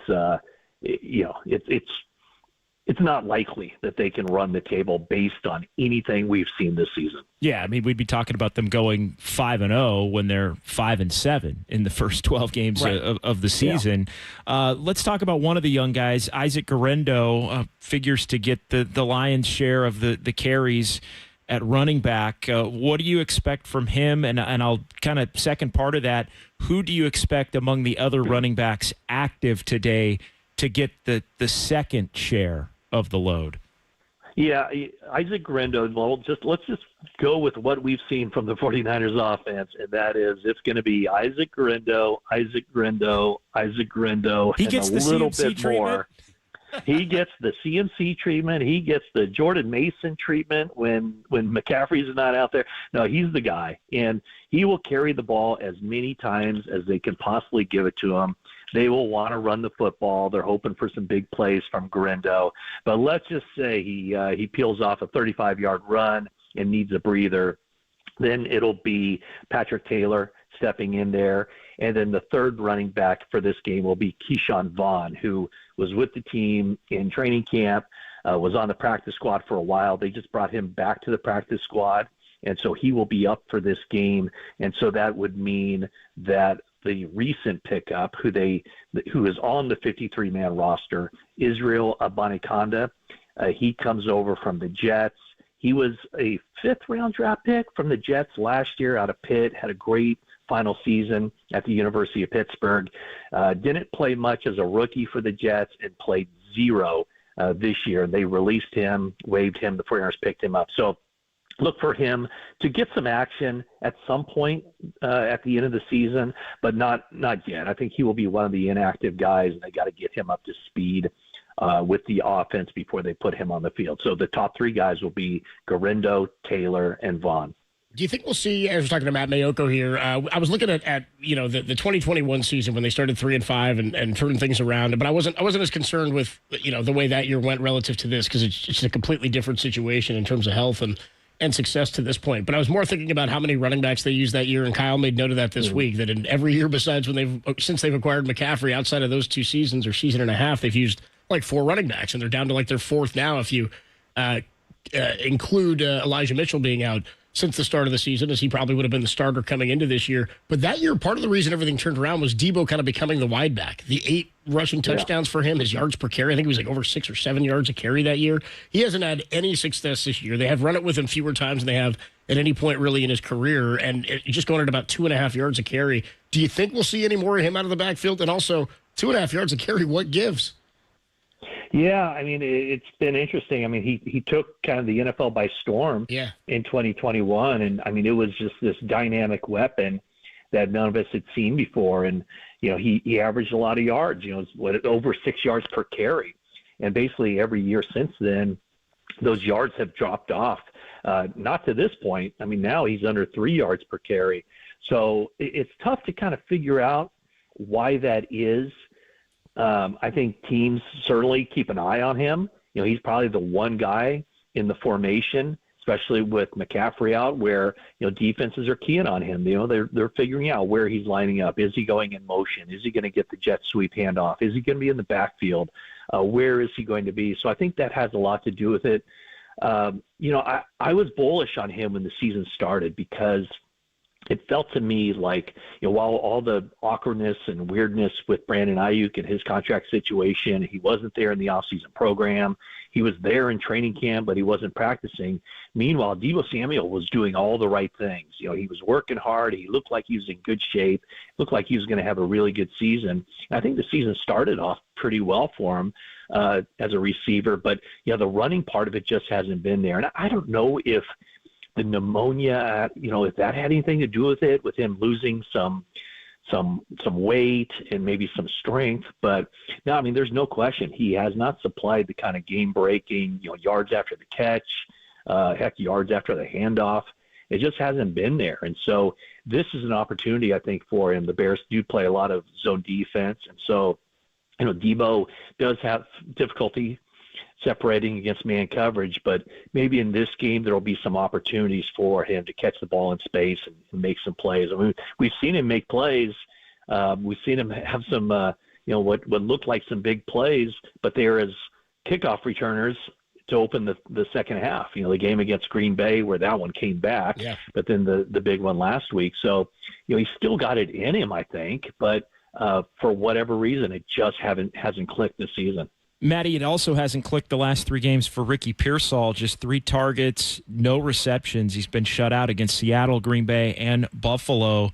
What have you seen from him, and why do you think the 49ers haven't been able to get him more involved after really being a contributor against Dallas and Tampa Bay? Yeah, I think a lot of it had to do. I almost think you kind of throw out these last 2 games offensively, just because they were different, especially in the passing game. In Green Bay, the weather really wasn't a factor, but the quarterback was, going to Brandon Allen as the quarterback in that game. I think the 49ers offense was limited in what they could do. And then last week was just, it was treacherous for everybody except for running backs, it seemed like. Offensive linemen seemed to excel. The defenses were not good. But, wide receivers, there was a play where Pearsall was open, but he slipped and fell. That could have been a big play. But I think that's got to be a priority. And the last 2 guys we've talked about here, I think it's got to be a priority to, if nothing else comes from this season, just to end the year with some momentum for Deebo Samuel, because I don't think he's going anywhere in 2025. And then also Pearsall, he's got to show, he's got to get a little bit more success. He had the really good game against Tampa Bay. In fact, he started off better than what he's been doing the last few weeks as far as the production. So I think those are 2 guys to keep an eye on, where they really got to get something from those guys and start to set themselves up for some momentum for next season. And the reason part of that is significant is you're starting next season without Brandon Ayuk, right? So those are 2 of your top 3 receivers alongside Juwan Jennings, presumably entering 2025. Matt Maiocco, the voice you hear, our 49ers insider from NBC Sports Bay Area. Make sure you stay tuned to all your podcast networks to hear the 49ers Talk podcast after this one tonight. Matt, enjoy the game. We'll talk to you later. All right, gentlemen. Thank you so much. Enjoy the day. Thanks, man. Great stuff there from Matt Maiocco. Really one of the great football podcasts, 49ers podcast. Check that out. He and Jennifer Lee Chan do a great job of that, and he joins all of our KNBR shows throughout the season. We will take a quick break. When we come on back here to Levi Stadium, 49ers head coach Kyle Shanahan joins myself and Derek Papa every week on Dirty Work on KNBR, and we'll let you hear what Kyle Shanahan had to say next. Adam Copeland, JD, and our guy Dennis Brown, the Super Bowl champ, hanging out with you Niners and the Bears at 1:25, and it's only here on the Sports Leader.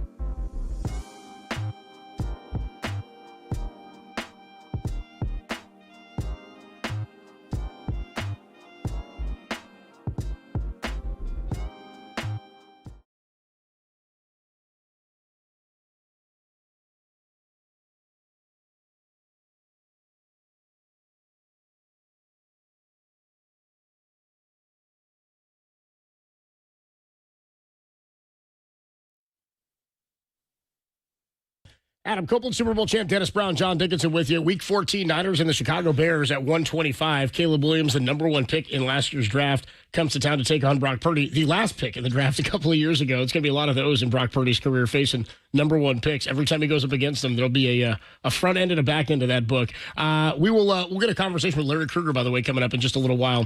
We'll talk to him about what he's looking at in this one. And Larry, I'm sure will have a good breakdown for us on Izzy Abanikanda, who's not going to be per Matt Maiocco active today. Keyshawn Vaughn comes off the practice But when squad. he does, we'll know what to expect. We'll know what to expect from him. All right, 49ers head coach Kyle Shanahan joins myself and Derek Papa on Dirty Work every Thursday afternoon. And by the way, our conversation with Kyle is going to help us build the game plan, which is sponsored by Golden State. When you succeed, we succeed. Visit us today at goldenstatelumber.com and by River Islands. Come home to River Islands in Lathrop and discover the San Joaquin River lifestyle with its lakes, parks, and schools. Start your tour today at riverislands.com. And we open up the conversation this week with Kyle Shanahan, asking Kyle, hey, which is worse to coach in? Is it the rain or is it the snow? Here's Kyle Shanahan. Oh, rain by far. Yeah, why is that? Because rain is just being wet. It's hard. The ball is so much worse. Rain and wind is to me the worst. Rain's the coldest. You stay wet. Snow, usually when it's snowing, it's not that cold. Yeah. As long as you dress appropriately, you're all right. But when it's raining, you're sitting there like a wet dog. You can't dry off. You're shaking the whole game. You can't use a pin for anything. I mean, the snow there, at least my call sheet it was sticky snow. It didn't get that wet, so I could still cross things out and things like that. So rain by far is the worst. You have to change socks at halftime? I don't in the snow because it's not that wet. We wear some boots out there, but yeah, the rain's terrible. It seems like it's a nightmare. I mean, kicking is tough, running is tough, throwing the ball in the rain is a nightmare. It feels like, and didn't seem like it was going to be as snowy as it was, and then the skies kind of opened up for you. Anyway, game on Sunday against the Bears, and a team that is been progressing a little bit. I think in the last couple of weeks, their offense has changed a little bit with the change at head coach. But I wanted to ask you about your guys. I know today, no Bosa, no Trent, just. Any progress for them, or are they trending in a certain way right now? They're making progress. I mean, they're getting better, but not good enough to practice. So, we're still giving them time, especially with those 2 players. They got 2 more days. I mean, 3 if we count right before kickoff. So hopefully they can turn the corner and get better and have a chance to go this Sunday. But wish they could have gone today, but they're still not there yet. What's going on, Kyle? I'm the son of the guy you just talked to, so I apologize you had to talk to all these papas. Man, I'm getting a papa overload. I know. I'm sorry, but just one quick question: when he interviews you, do you ever think to yourself, "Why is this guy dressed exactly like me?"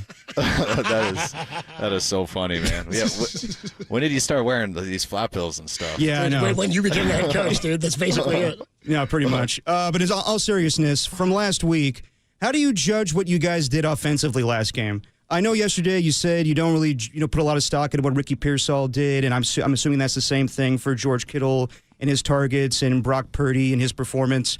Do you go over what you guys didn't do more defensively than what you didn't do offensively?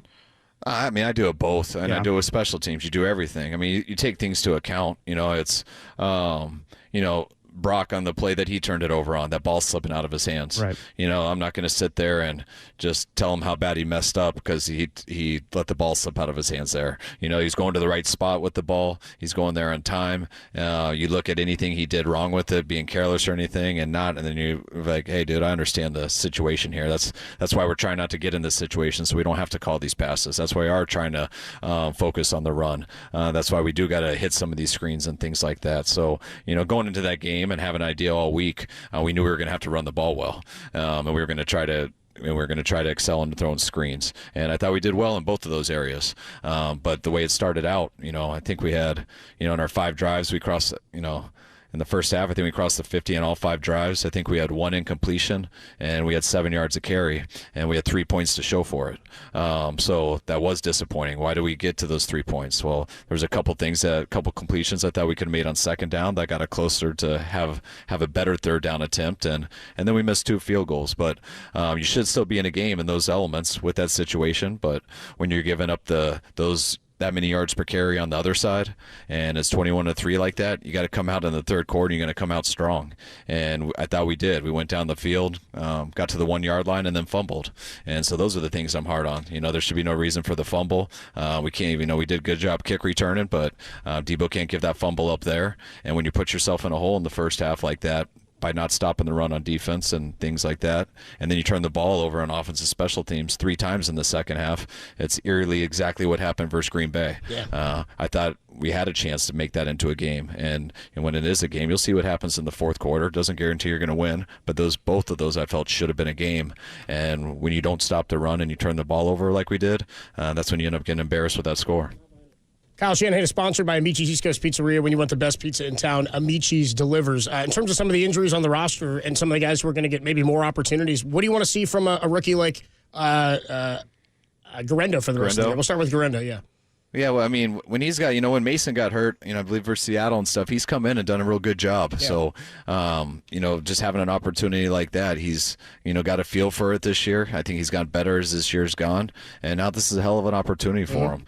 We always talk about our backs like, I don't like to have all 3 backs slightly different, so you could just play 3 guys. You want a guy who can play like a starting back, and anybody on our roster, we'd like to believe can play like a starting back. And that's kind of how we look at all of our guys, because, you think of every year here that I've been here, minus last year and the half of the year before with Christian, we've gone through 4 backs. And now we are down to our 4th back with, especially, with Elijah going on IR to start this season out in training camp.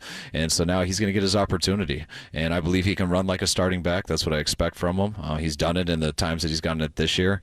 And he's going to have 5 games to do this. And I think he'll get better as he goes. And hopefully this can be something he really takes advantage of and leads him into being a better player next year for us also. What's Christian's impact when he's like, he was obviously out for the first part of the season and he's still hanging out. He's still with the team just because we don't see him on the field. He's still out there in the running back room, I'd assume, and part of the offensive meetings. What's his impact on a rookie guy like Garendo?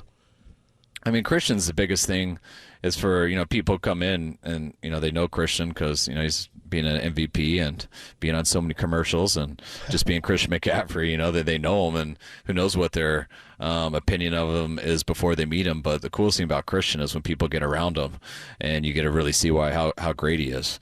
Christian will talk to anyone. He'll lead by talking if you need it, but he's the best leader by example that there is.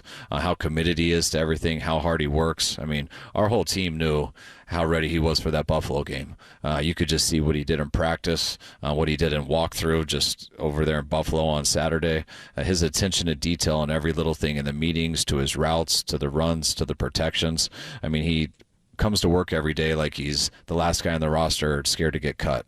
And when he's such a big-time player and you see the standard that he kind of works at, it's the best thing you can have for a coach, because how can a rookie come in and know how great he is and not feel like he needs to work the same? So this weekend you're going up against Thomas Brown, interim head coach of the Chicago Bears, who was interim offensive coordinator just a couple weeks ago, and it's a lot of moving parts for him. You were a young coach in this league. Could you put yourself in his shoes of just how difficult that would be during the year to have to change so many jobs like that?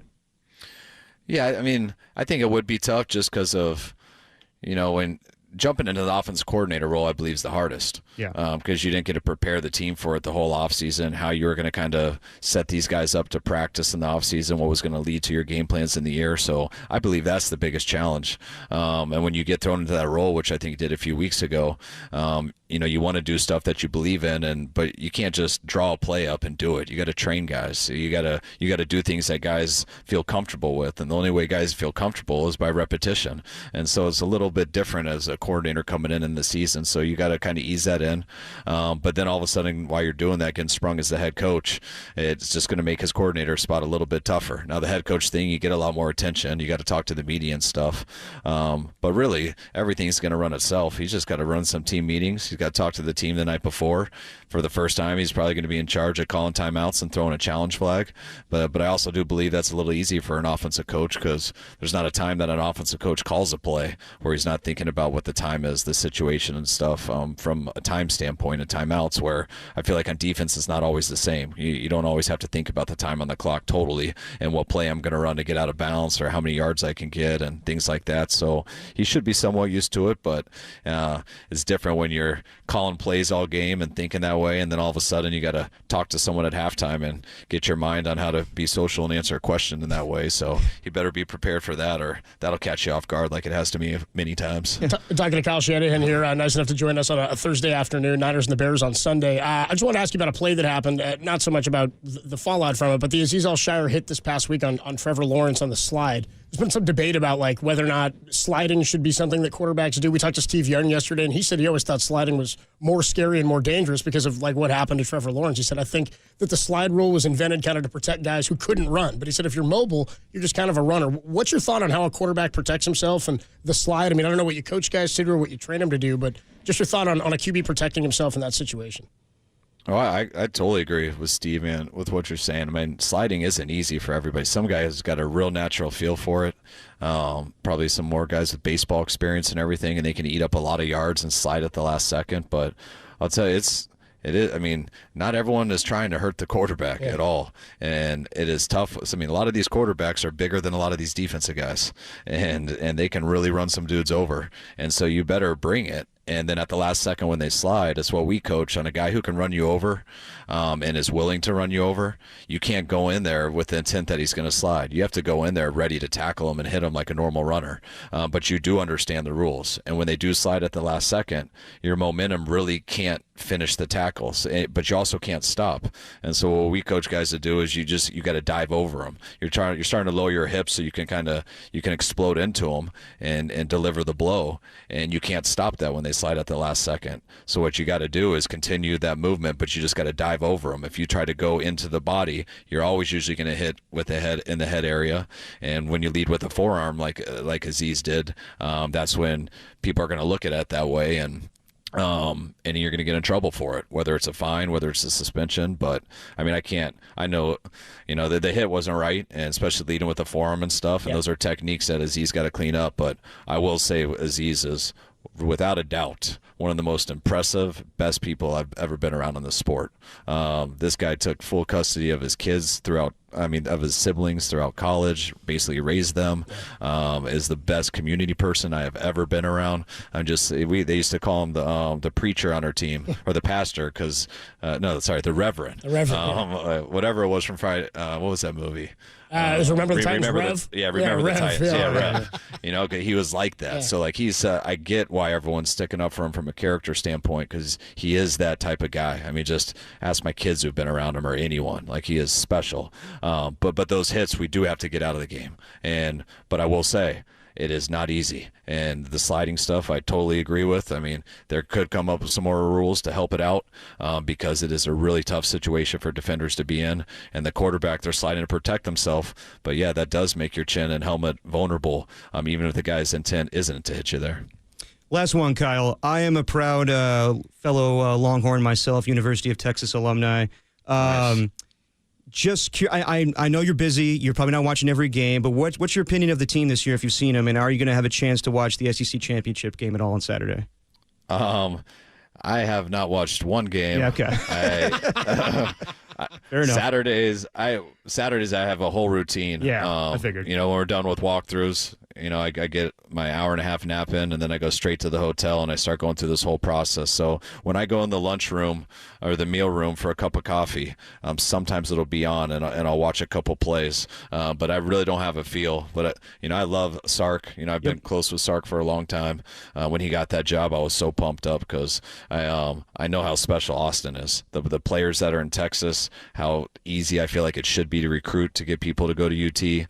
And to me, it's basically to me like a Florida school if you took out Florida State and Miami and all that, and that's to me what UT is. And them being in the SEC now, having Sark there for a few years, it was just a matter of time before I felt they would be loaded, and he knows what he's doing schematically. So and I love that they beat Michigan the way they did. Oh yeah. So I could mess with some people in this building, but I'm all with the Longhorns, and hopefully they can finish it out this year. Nice. We'll just have Derek text you updates all day on Saturday. It'll be all good.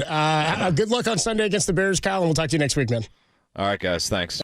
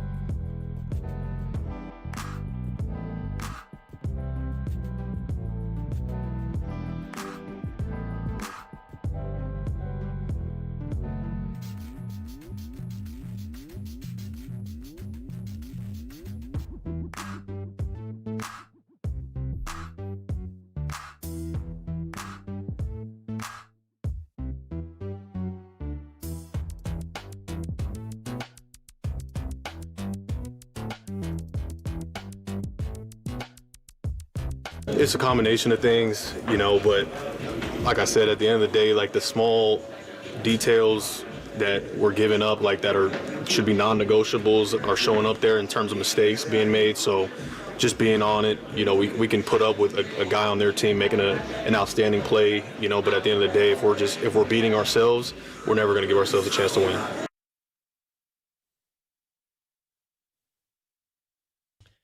Adam Copeland, Super Bowl champion, Dennis Brown, John Dickinson with you here. Ahead of the Niners and the Bears, Week 14, just a couple hours away. 1:25 kickoff here from Levi Stadium, and we'll catch up with our guy Larry Krueger momentarily. He's going to stop by. I believe we're also going to have our honorary captain, Mike Iupati, maybe stopping by. We'll find out that. I think about 11:30 or so, he may be coming by, and we'll talk to him. Can we get some snaps for him today? How many snaps? How many snaps could Iupati give us today?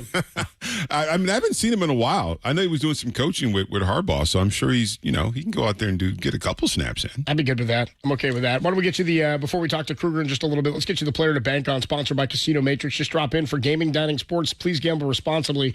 1-800-GAMBLER. We've talked about the defense as a unit, and you're missing Nick Bosa. You're missing a whole lot. Is it Leonard Floyd today for any of you guys? I mean, who's your player to bank on? We've joked about picking the right guy, and so far nobody's picked the right guy over the last 3 weeks. Basically, since JD joined us on the pregame show here for the remainder of the season, Niners haven't played well, and we haven't had anybody great to bank on. I mean, I'd love to bank on Brock Purdy not throwing picks today. That would be one. If you don't throw an interception, you have a much better shot of winning, and the turnovers have been problematic. But for you, Dennis, on the defensive side of the ball and stopping the run and trying to create pressure, who do you look at today? Where do you go? Listen, I don't think it's one guy. I think this team is, especially on the defensive side of the ball, you're at the point now where you got to play as a unit. I mean, you got to have that sticky coverage. You got to tackle. Linebackers have to be able to shoot the gaps, run downhill. And defensive line, you have to be able to plug some holes, hold your edge. Don't lose your contain. You got to make tackles. So I think as a unit, I just want to see, and this is a team you can do it against. I mean, they've been playing better. We've talked about it, but still, this is a Chicago Bears team that's kind of looking for their identity. You got a young quarterback, and you can kind of get after this kid. So I think as a unit whole, you have to have a good. I think that's what you have to bank on. This defense come out and play and set the tone early. JD, am I allowed to go offense? You can. Yeah, if you got a player or you got a unit, or what do you go? I got a player. No, I got. I'm going to go with Isaac Guerendo. Okay. Today, I think he's going to get the carries that everybody's wanted him to get. I think he has that home run potential that we talked about.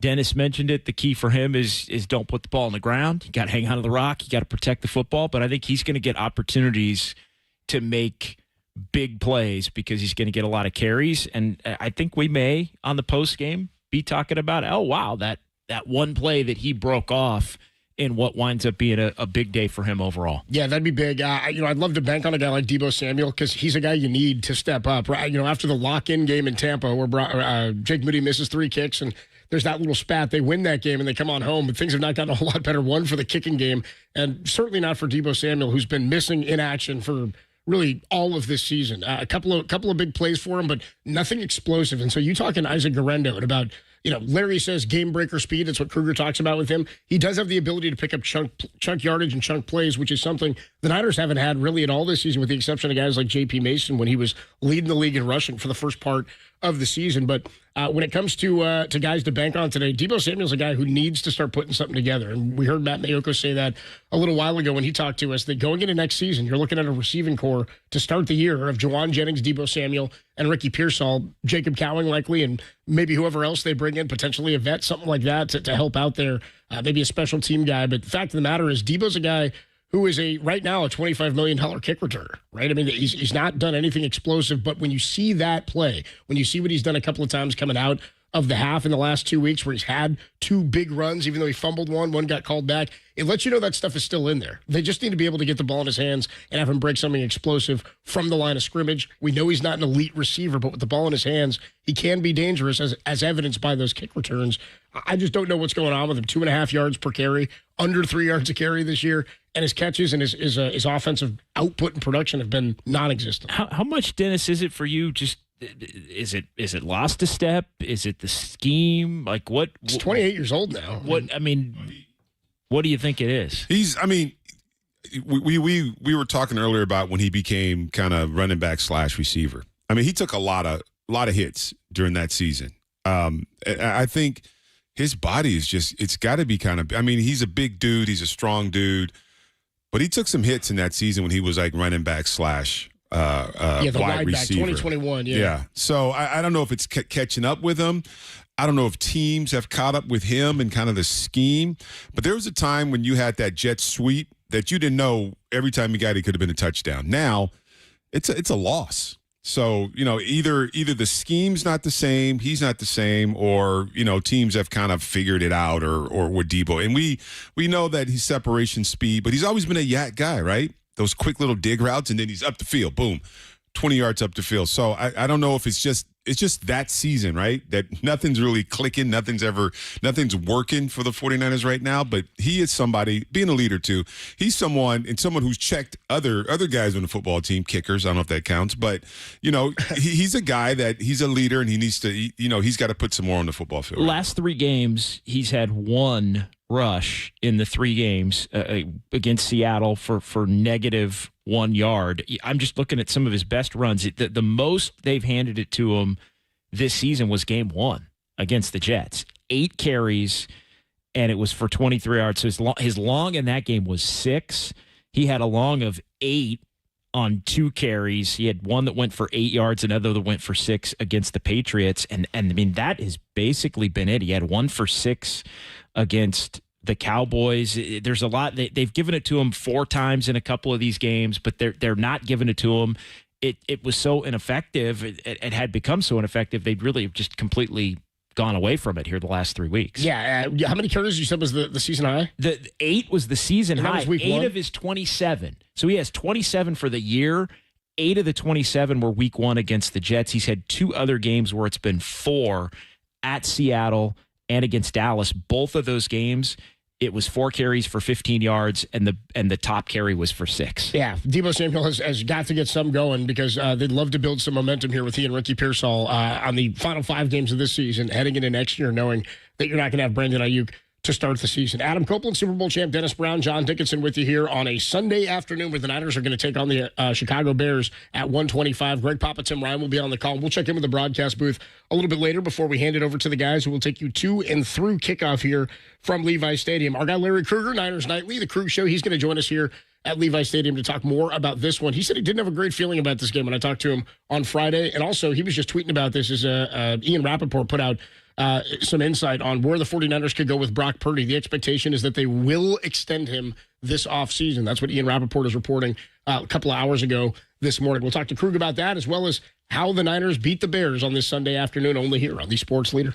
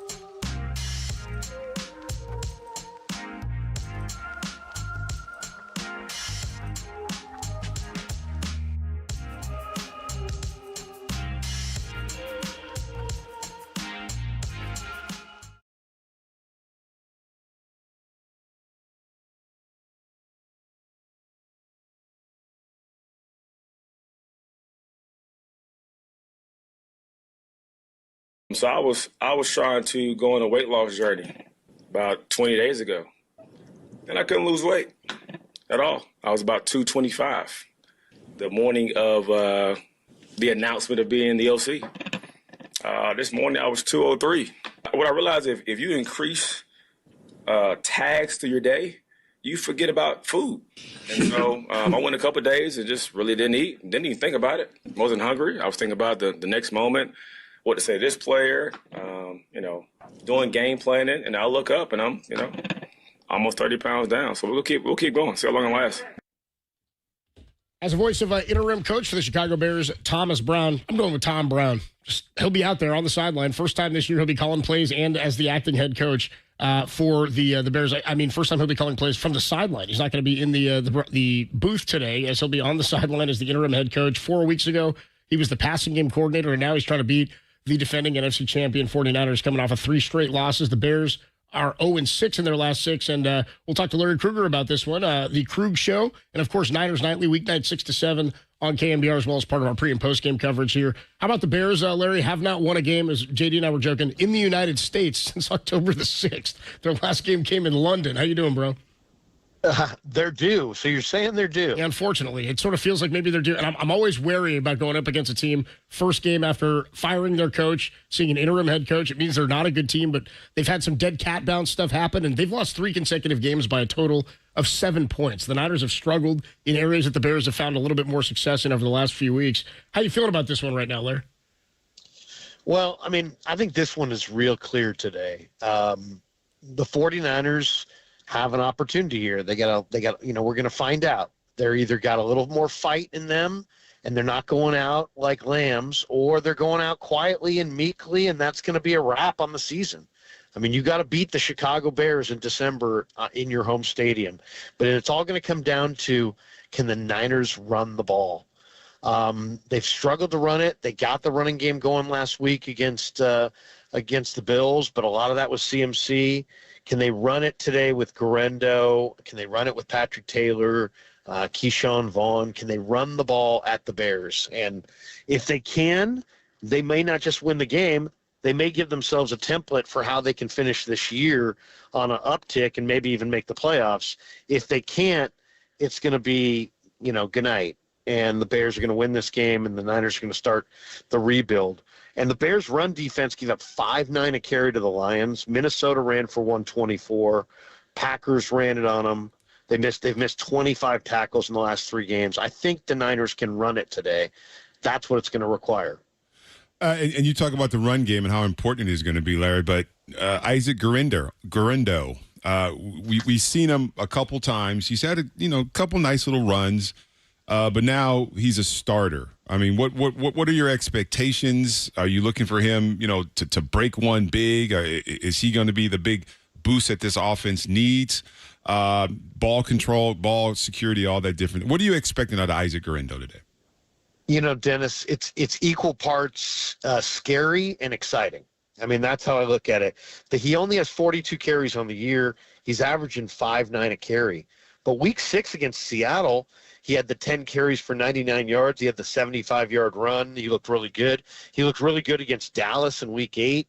Ball security is his number one issue. He's got to take care of the football. I almost expect him to fumble at least once today. I mean, he just doesn't have a good handle on the football. And the Niners have 21 fumbles in 12 games, and it's been a major problem this year. But I also expect him to bust a 60-yard run, and maybe a couple of them. And that's what's so exciting. This guy is a difference maker. He is a game breaker. And it's exciting to think that he's going to touch the ball. I mean, in some ways, the 49ers are getting their best player on the field. I know that sounds crazy, but this guy goes for 6 yards a carry. He has the best yards per carry of any back on the team, and now he's going to get a bunch of carries. And I saw his one start against SC in the bowl game, and he rumbled. I mean, it was exciting. So he's got it in him. It's just a matter of, can he take care of the football? Larry, what have you seen as far as the way the 49ers offensive line has been able to hold up despite the injuries, not having Trent Williams, Banks? Like, what have you made of kind of a patchwork O-line here? Barch has given them a lift, I think, at left guard. I thought he played really well. Jalen Moore has stepped in and played really well. I mean, I think Jalen Moore has been very much a positive surprise. So I'm getting scanned here as we go through. Hello. Don't let him in. Don't let him in. Larry's walking. Dude, Larry, you're going to have to put your phone down so that they can go through the metal detector, too. That's pretty funny. I just got the hey media. I get the hey. The music's going. The barbecues are going. I mean, this is the best part of the NFL is the tailgate. I mean, these people are getting it in and getting it on. I mean, they're having a good old time out here, win or lose. You know, don't tell these people they're 5-7. But, you know, I mean, I think this is a run the ball, stop the run kind of a game. I mean, can the Niners stop the run? I mean, the 49ers guys are one of the worst situational football teams I've seen in years. I mean, look at their rankings and then look at their rankings in yards and points, and it's two different teams. Yeah. So they're not playing situational football at all. The Bears, on the other hand, have an 83% touchdown red zone touchdown percentage in the last 3 weeks with Thomas Brown calling the plays. So the red zone is going to be a huge key. And on paper, it really does favor Chicago. But you never know. It doesn't always, as you guys know, it doesn't always play according to the numbers. So we'll see how it goes. Talking to Larry Krueger here, Niners Nightly on KNBR weeknights 6 to 7, and of course the Krug Show. Let's get you I got something here for us. The What's on Deck, sponsored by TimberTech Decking and Railing. Everything wood should be. Visit TimberTech.com. And Larry, we usually ask you for a player to bank on, but with TimberTech, we like to do our expectations or your declarations for today's game. Do you expect the Bears to try to force it down the Niners' throat with the run? You're talking about stopping the run. They don't run the ball well. They've done 3 consecutive games without hitting 100 yards, and they're only averaging about 100 yards a game as a team on the ground. Because it's such a weak spot, even though the Bears do that poorly, are you expecting them to try to run the ball down the Niners' throat? Absolutely. I mean, look at Buffalo just ran for 220. Yeah. I mean, the 49ers, don't have any answers right now. I mean, and Greenlaw's coming back, but it ain't going to be today. So I don't think this defense against the run is going to get better until Greenlaw gets back out there. So, and that's not going to happen until Thursday night. So, yeah, I think the Bears plan. Now, the one thing here is DeAndre Swift has got a quad injury and Roschon Johnson's out. So I don't know who the Bears are going to run it with. And the Niners, if Lenore can get a couple night hits like he got on Swift last year, that would be nice.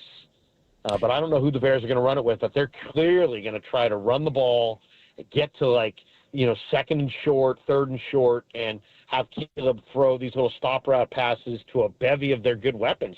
DJ Moore, Keenan, Allen, Cole Kmet. I mean, they're going to – yeah, Dunze. I mean, this is going to be a really hard game for the 49er defense if they cannot stop the run. Larry, what do you look at as far as Ricky Pearsall and why he hasn't been able to be more effective? I got Maiocco's thoughts on it. I'm interested in what you've seen because he's been shut out here these last 3 games. And I went and spent a lot of extra time this week watching the All-22 because I wanted to see exactly what's going on with Ricky. And what I found is just that it's just a product of timing, and they haven't timed it up right. He's gotten separation at times, and Brock has been unable to find him in the pattern. Then there's other times where Brock is giving him a look, and he's covered up early. He's not uncovering early. And that's a problem. So he's not open right away, and the line's not standing up. So the combination of the 49ers line is kind of flawed, and this guy's not uncovering early. And I think you see right there that, it's a challenge to get him the ball. So I'm not sure what the solution's going to be. He's going to keep grinding. They need him. They absolutely have to have Ricky Pearsall producing if they want to be a playoff team this year. A couple more minutes here with Larry Krueger. Nice enough to join us ahead of the 49ers and the Chicago Bears. I want to ask you about the tweet you put out a little while ago, Larry, as it relates to Brock Purdy, because we were just talking about his play this year and how it does appear relative to the numbers and the lack of success this season that, nobody's getting it done by themselves, but he's not Josh Allen. He's not Lamar Jackson. He's not carrying an offense in the way that those guys seemingly can, even when they don't have their top weapons around them. And again, nobody's getting it done by themselves, but we know he's not quite on that level. Or even like Joe Burrow, who's having a down year for the team, but he's having like an MVP caliber season in terms of production and numbers.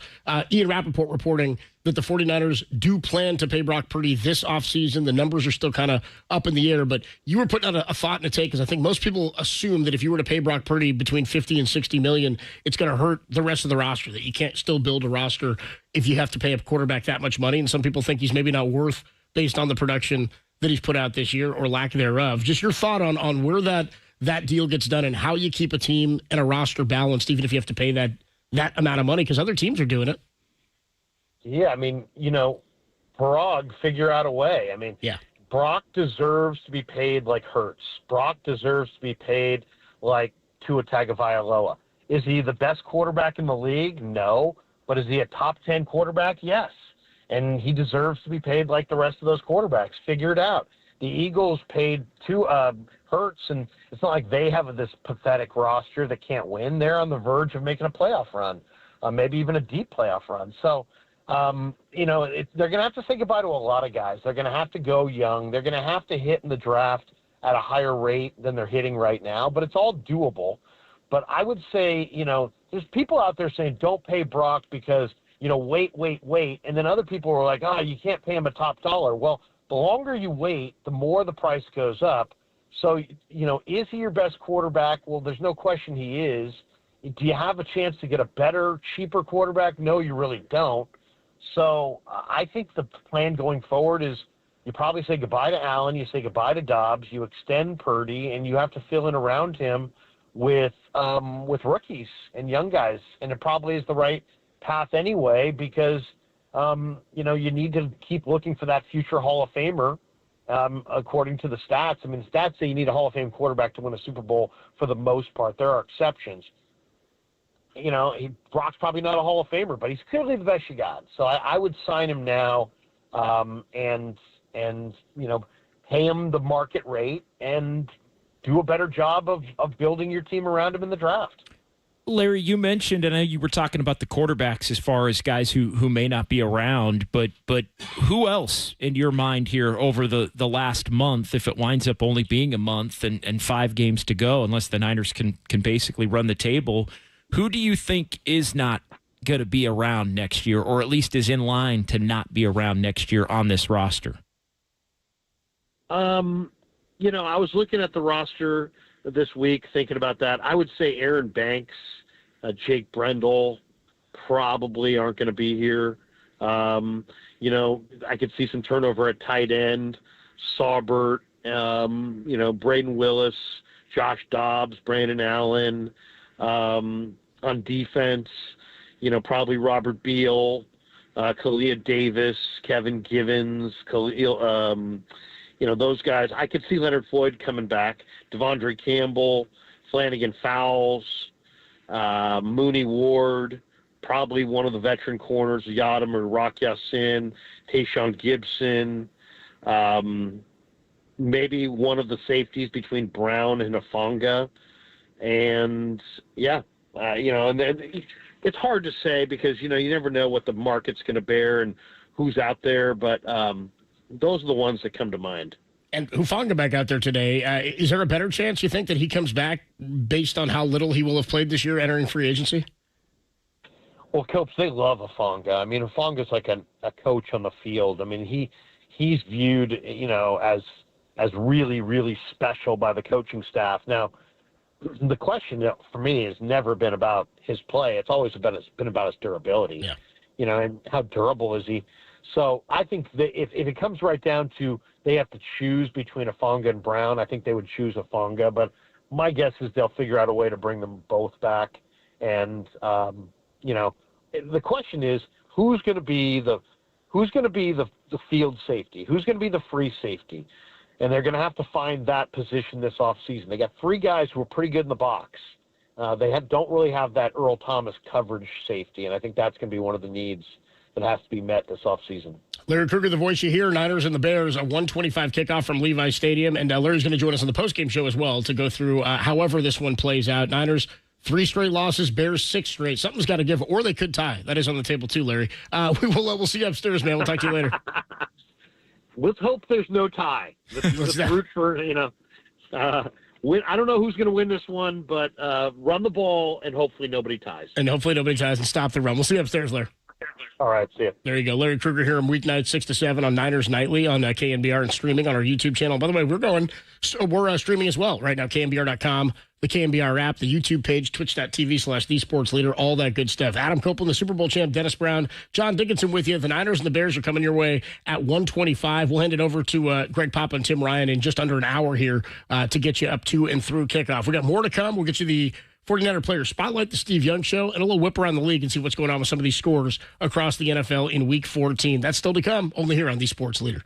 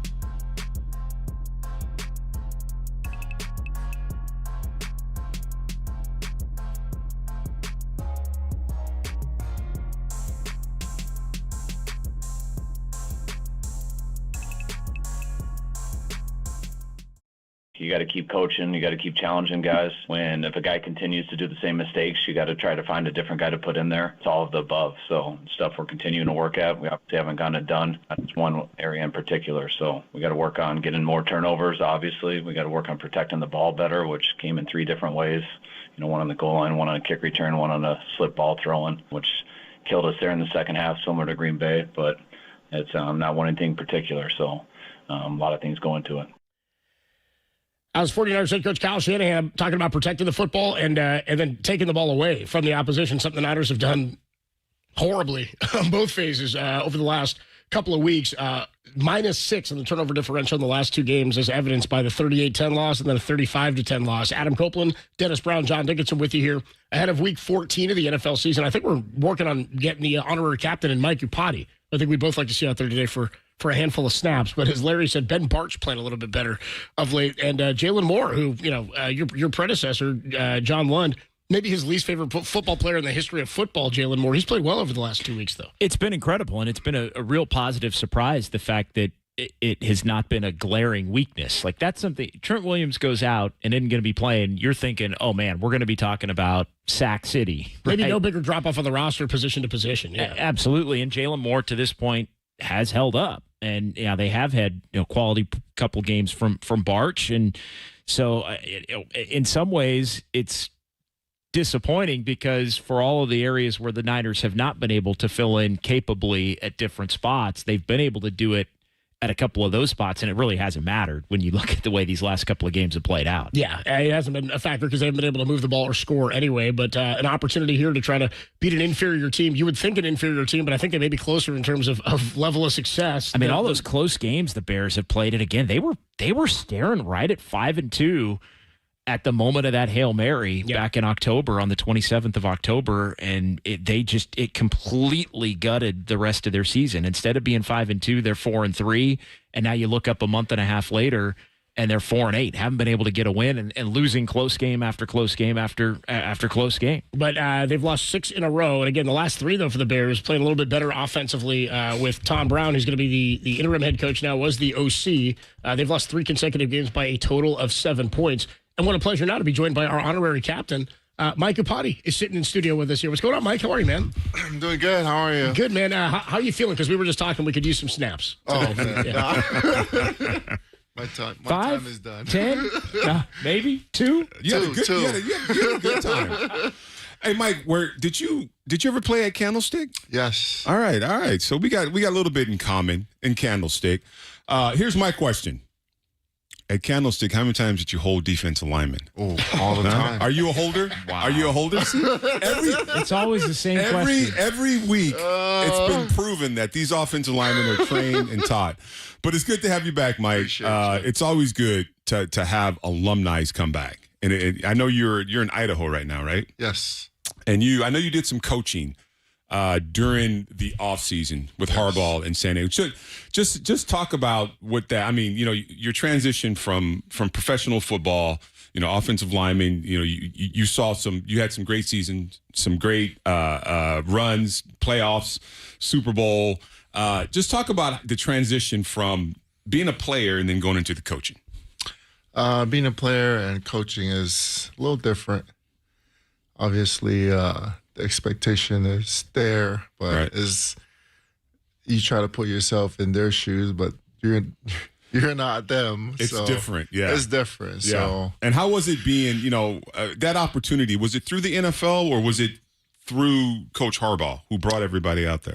It was through the NFL. I think the Bill Walsh thing, but I called him beforehand, so he let me know. Yeah. So. Do you think it'd be something you'll do, like, I don't know, permanently? No, yes, it was something that I wanted to do, but I wanted to focus on my family first. Yeah. So, because after retiring, I took a year off and went straight to coaching. I did volunteering. Yeah. College of Idaho, 2 years. It's been busy. So in Idaho.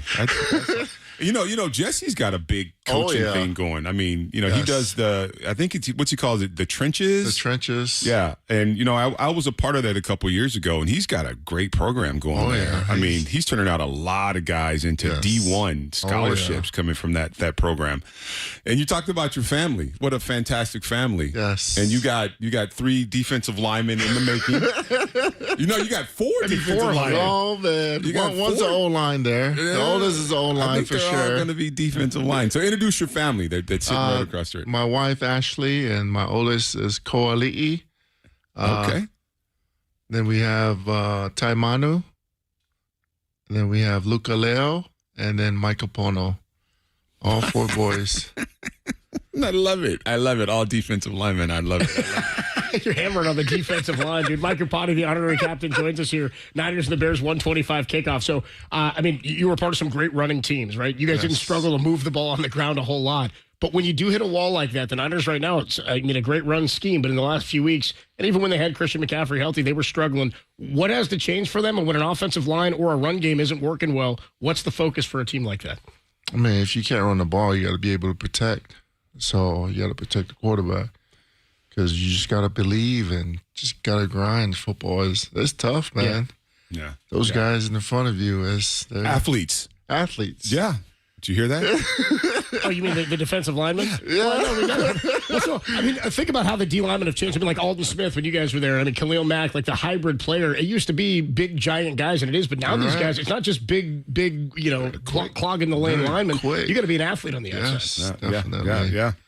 What does today just mean to you to be able to come back here? I mean, this is an organization where you were an all-pro, a first-team all-pro in that year that you guys went to the Super Bowl, but to have the Niners welcome you back and try to have you appreciated for what you brought during your time. It's an honor, man. I'm just so blessed and appreciate all the York family for obviously drafting me here. So this is an honor and a pleasure for me, and to bring my family to top it off. So I appreciate it. You have a great time. I mean, you on the field, they get announced. You go up to the owner's suites, and then you hang out with Jesse too. So he's always a plus. So welcome back, and stay involved. We have a different. We have our alumni weekend that's every week. We have a lot of guys that are starting to come back and enjoying the alumni part of it. Patrick Willis is actually on the staff now, so he's going to be here every game. Yeah, and Delaney's always here. Booby's here every single week, and he gets after it. So stay involved. I know you're in Boise, but stay involved with us. It's good to have you back here, and I appreciate your career here and what you did here. Thank you.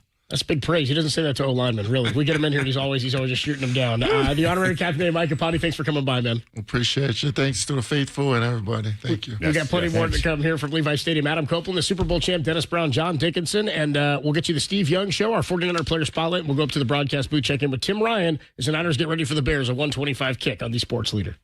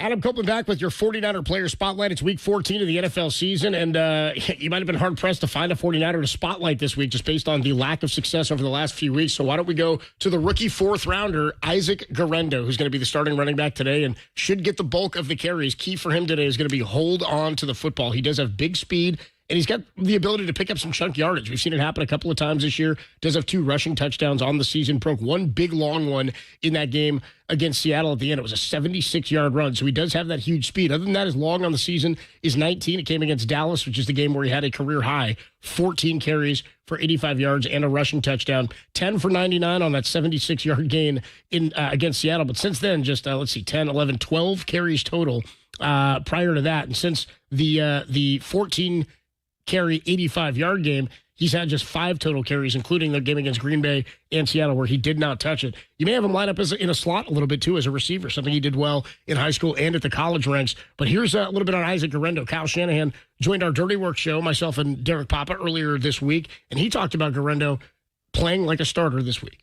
You want a guy who can play like a starting back, and anybody on our roster, we'd like to believe can play like a starting back, and that's kind of how we look at all of our guys. Because you think of every year here that I've been here, minus last year and the half of the year before with Christian, we've gone through 4 backs, and now we are down to our 4th back with especially with Elijah going on IR to start this season out in training camp, and so now he's going to get his opportunity, and I believe he can run like a starting back. That's what I expect from him. He's done it in the times that he's gotten it this year, and he's going to have 5 games to do this, and I think he'll get better as he goes, and hopefully this can be something he really takes advantage of and leads him into being a better player next year for us also. 12 games played this year for Isaac Guerrero, 42 carries for 246 yards. That means he's going off at 5.9 a carry. He'll be the bulk guy today, and presumably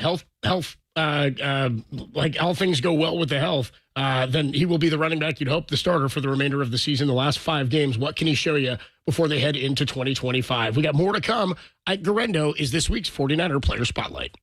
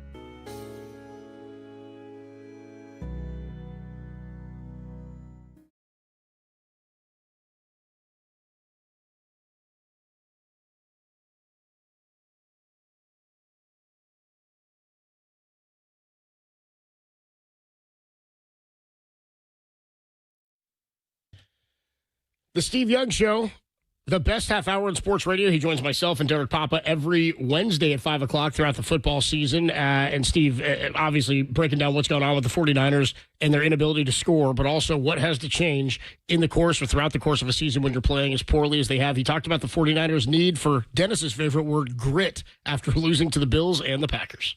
You have to have super talent and super grit. They have to come together. And the teams that have super talent and super grit, they're at the top of the league. And we've always been both. And so through injury, we've suffered a little bit. But what I don't like to see is not be gritty. And once you lose the grittiness, and that really is that's a group think. 50 people have this psychic ability to come together. Is psychic the right word? I don't even know. And to come together and have this like over my dead body. This is not going down this way. This is not happening. And what I don't like is when we can't look. You can get beat. I don't mind getting beat, and I never mind. Like it's like running a lot. You get beat, you learn. Like I'm okay with that. But you do not throw me out of the building. You do not push me. I'm a hard out. And if I get beat, it's because you took it from my bloody hands. And I know I say that a lot, but that's kind of that's where it has to be. And as soon as you lose that, then things can start to devolve quickly. And that's why I'm afraid.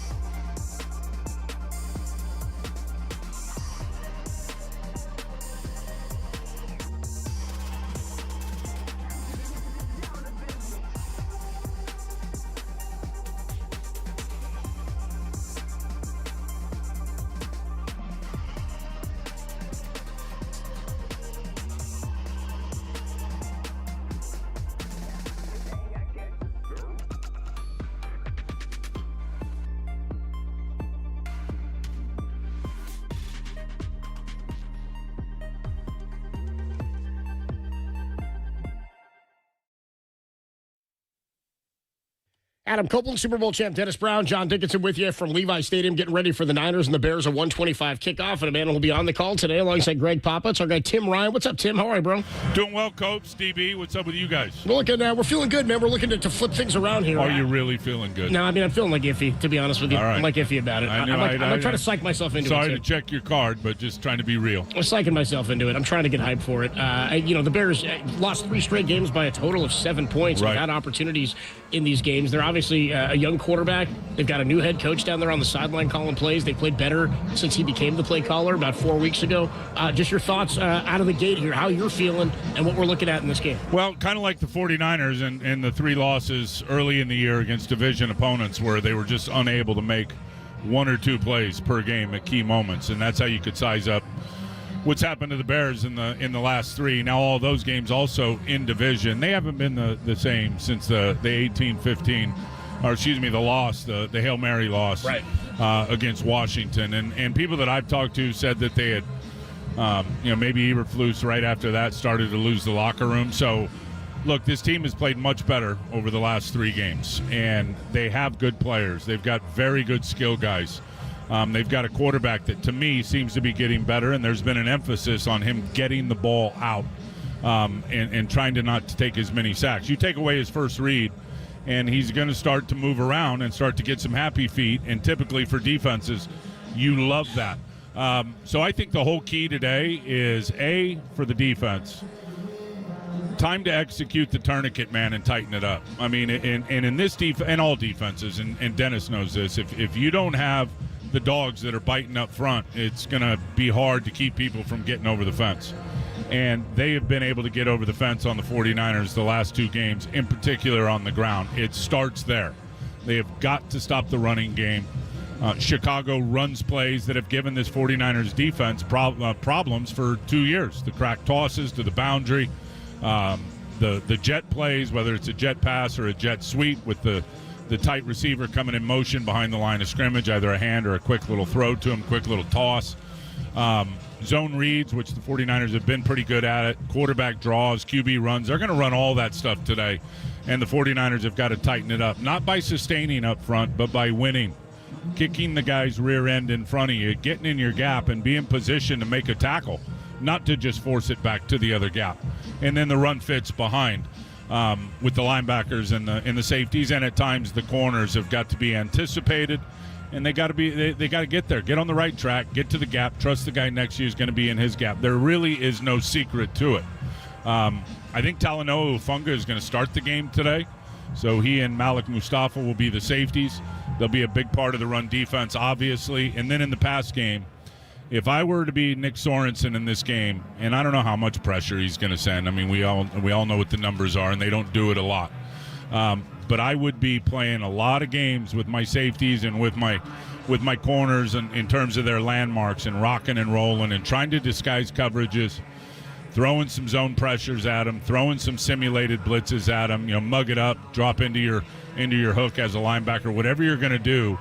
Because if you can get the pocket cloudy for him in terms of his reads and get him off of his first read because he's trying to process and he's unsure, then they'll be able to get to him. He'll hold the ball. He'll start looking for escape lanes, trying to play some hero ball, and the 49ers can get to him. But the bottom line is, look, if the defense does not have an impact in terms of the front in particular, if they don't have an impact, clogging those gaps, winning up front, and it's not always sacks, impact pressures. And I love Leonard Floyd and where his game is right now in being able to do that. But the other guys have got to step it up. If they do not have impact rushes on Caleb Williams with those weapons, it will not be a good afternoon for the 49ers.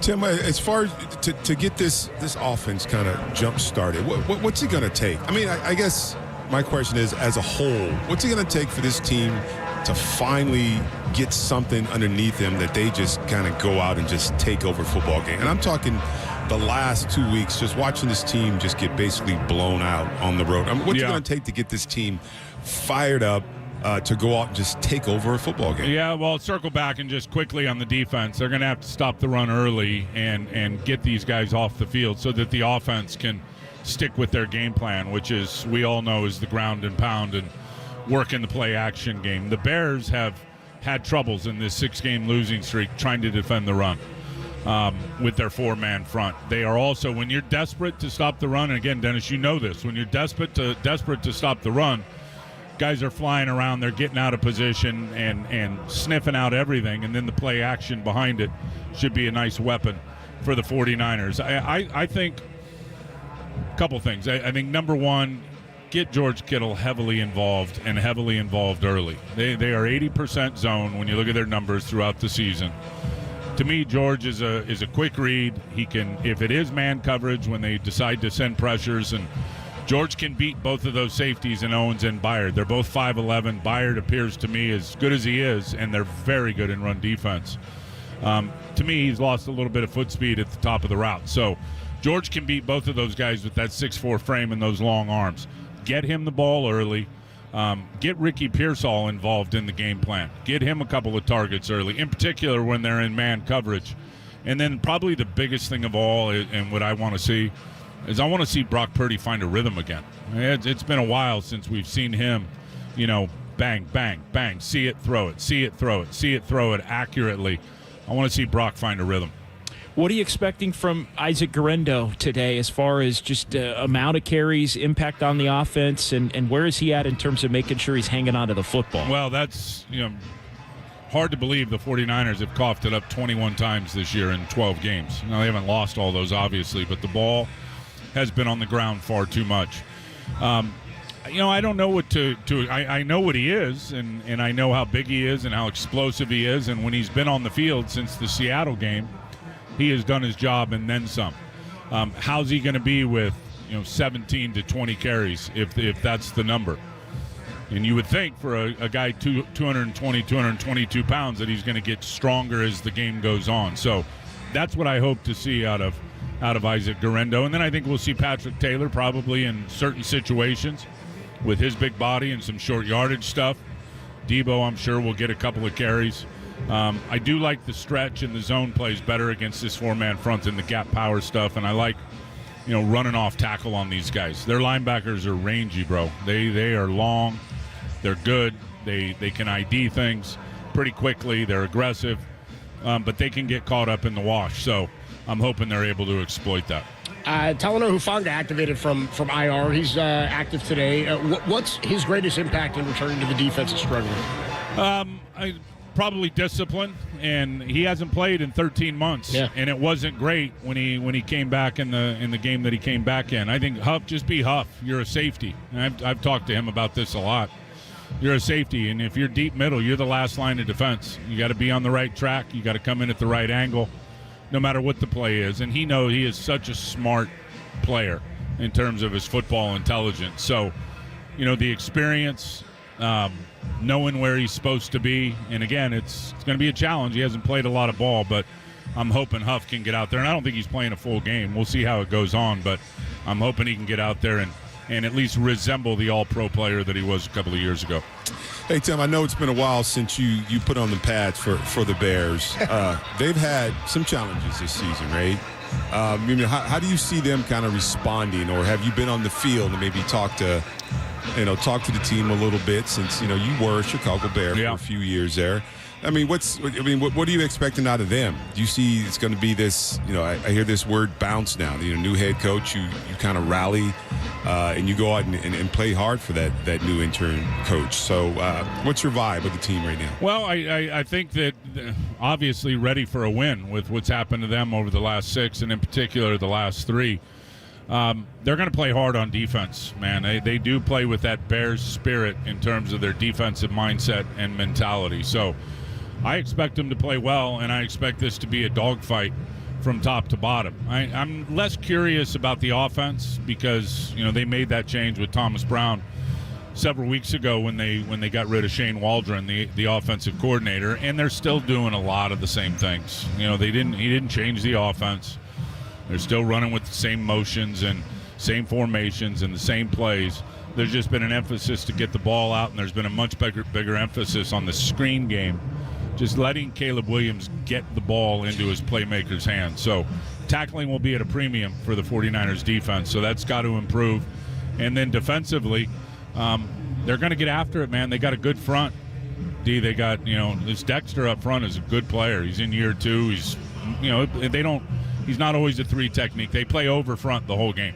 They'll get into some under, but they're mostly slid to the strong side, and so he'll play nose or he'll play over on the 3 technique. So there are bubbles to attack in that defense, but they're going to play hard, man. This is a historic matchup. There's been some big games between these two franchises, and I promise you the Bears are going to come to play today. Tim, what's your sense for the 49ers fight? Obviously, it's a shot where they got to try to run the table and see where it leaves them, but do you think they're up to that challenge? Do you get the sense there's fight left? I do. Just, it's hard without your heavyweight champ out there in Nick Bosa. But no excuse. We're going to find out a lot about this football team today. I know Fred Warner's going to fight his ass off. I know that Juwan Jennings is going to fight his ass off. I know Kittle's going to fight his ass off. I know Juice is going to fight his ass off. The heart of this team has got a lot of pride, and they're not going to go out there and, lack execution, or certainly not going to lack effort. So we're going to find out a lot about a lot of young players today that are going to be in positions to go out and, as I've been saying all week to a lot of these guys, in particular the guys with their hand in the ground up front on both sides. At the end of the day, win your phone booth, man. It's you against the guy in front of you. Have enough fight in these adverse times. It's all still in front of them. Yes, it's going to be difficult when you look at the schedule, but it starts one play at a time, and it starts today against these Chicago Bears. So I anticipate these guys, fighting for 60 minutes. Last one, Tim, before we let you run. Ricky Pearsall, a guy who hasn't been targeted a whole lot in the last few weeks. Kyle wasn't down on his play of late, but I think we all want to see more from him, knowing what they're going to be relying on him for, certainly going into next season. You just want to see more reps. Do you anticipate more targets, more reps? I hope so. Yeah. I hope so. I don't know whether I anticipate it or not. That's what I hope for, too, right? But I hope for it, and I hope for it early. There should be opportunities for him, especially if they can run it early in the game and get the Bears to get into some of those 5-man fronts with a linebacker. In particular, it's TJ Edwards coming up on the line of scrimmage, and then they're playing a lot of man behind it or cover 3. There will be opportunities for Ricky Pearsall. And I promise you he is ready for the opportunity. I hope it happens early in the game. Niners and Bears kick off at 1:25. We'll hand it over to Tim and Greg in a few minutes. Tim, have a great call, man. All right, fellas. Good talking to you. Talk to you later. The great Tim Ryan, he'll be on the call at 1:25. We'll hand it over to he and Greg Papa in about 10 minutes here to get you ready for the Niners and the Bears coming your way from Levi Stadium. We'll have it all for you right here on The Sports Leader. Why don't we get you guys the keys to the game, sponsored by the Bay Area Chevy by your Bay Area Chevy dealers. Visit BayAreaChevroletDealers.com. I mean, key to the game, basically everybody who we've talked to today and leading up to this week, or through the week leading up to this game, based on how badly they have played in the last couple of weeks, everybody says stop the run, stop it early. This is not a good running team, and they are banged up out of the backfield. Can you make them one-dimensional enough? Problem is, I felt like they made the Packers and the Bills one-dimensional, Dennis, but that one dimension was gashing for 200-plus yards last week. That's how it went. You got to stop the run, and you got to tackle. I mean, and that's all together. You can't stop the run if you can't tackle the ball carrier. So you got to just come out strong on defense, and you have to set the tone on defense.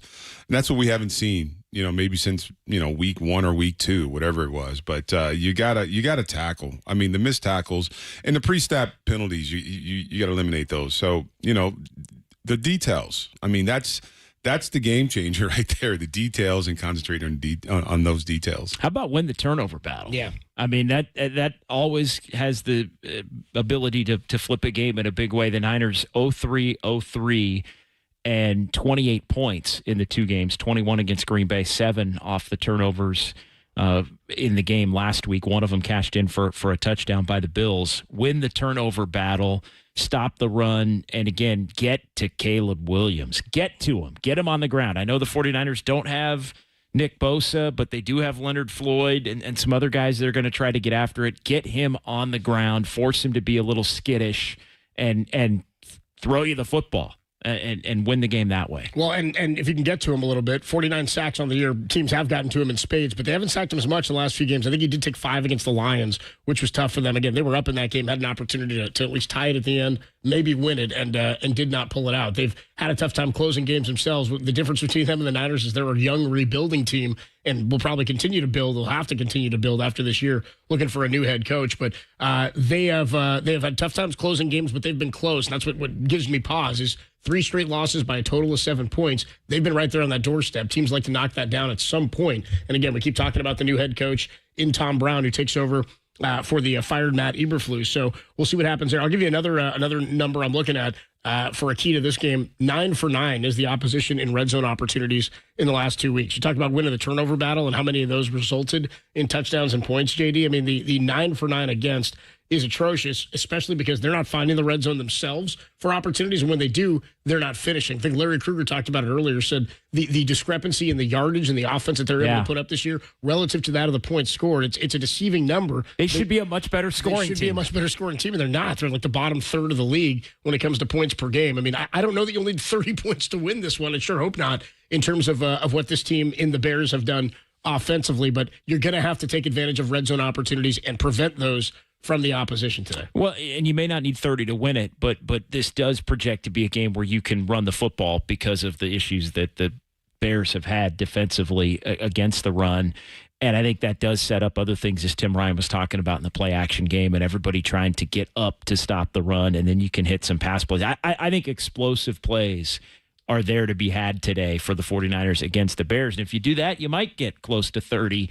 And who knows? A laugher? Anybody? I would say I'd kill for a laugher, man. I'd kill for one of those. Yeah, I'm not projecting one. I'm just saying it would be great if it happened, right? One, yeah. Yeah. I mean, and then, all this stuff happens if you do the things that you're supposed to do right? I mean, we haven't talked about special teams. I mean, special teams can win or lose a football game. I mean, it's been done. You got to be good on all 3 phases of this game. Offense, defense, and special teams are going to come into play. And it's an opportunity. Deebo's had some opportunities to have some big plays on kickoff, punt returns. So, something's got to happen. Like my question to Tim Ryan was, what's going to happen to get this team fired up again? Because it just doesn't feel like they're fired up when they come up to play football. I mean, like the last 3 weeks, they just haven't seemed like they've come out with that attitude like we're about to kick some butt right now.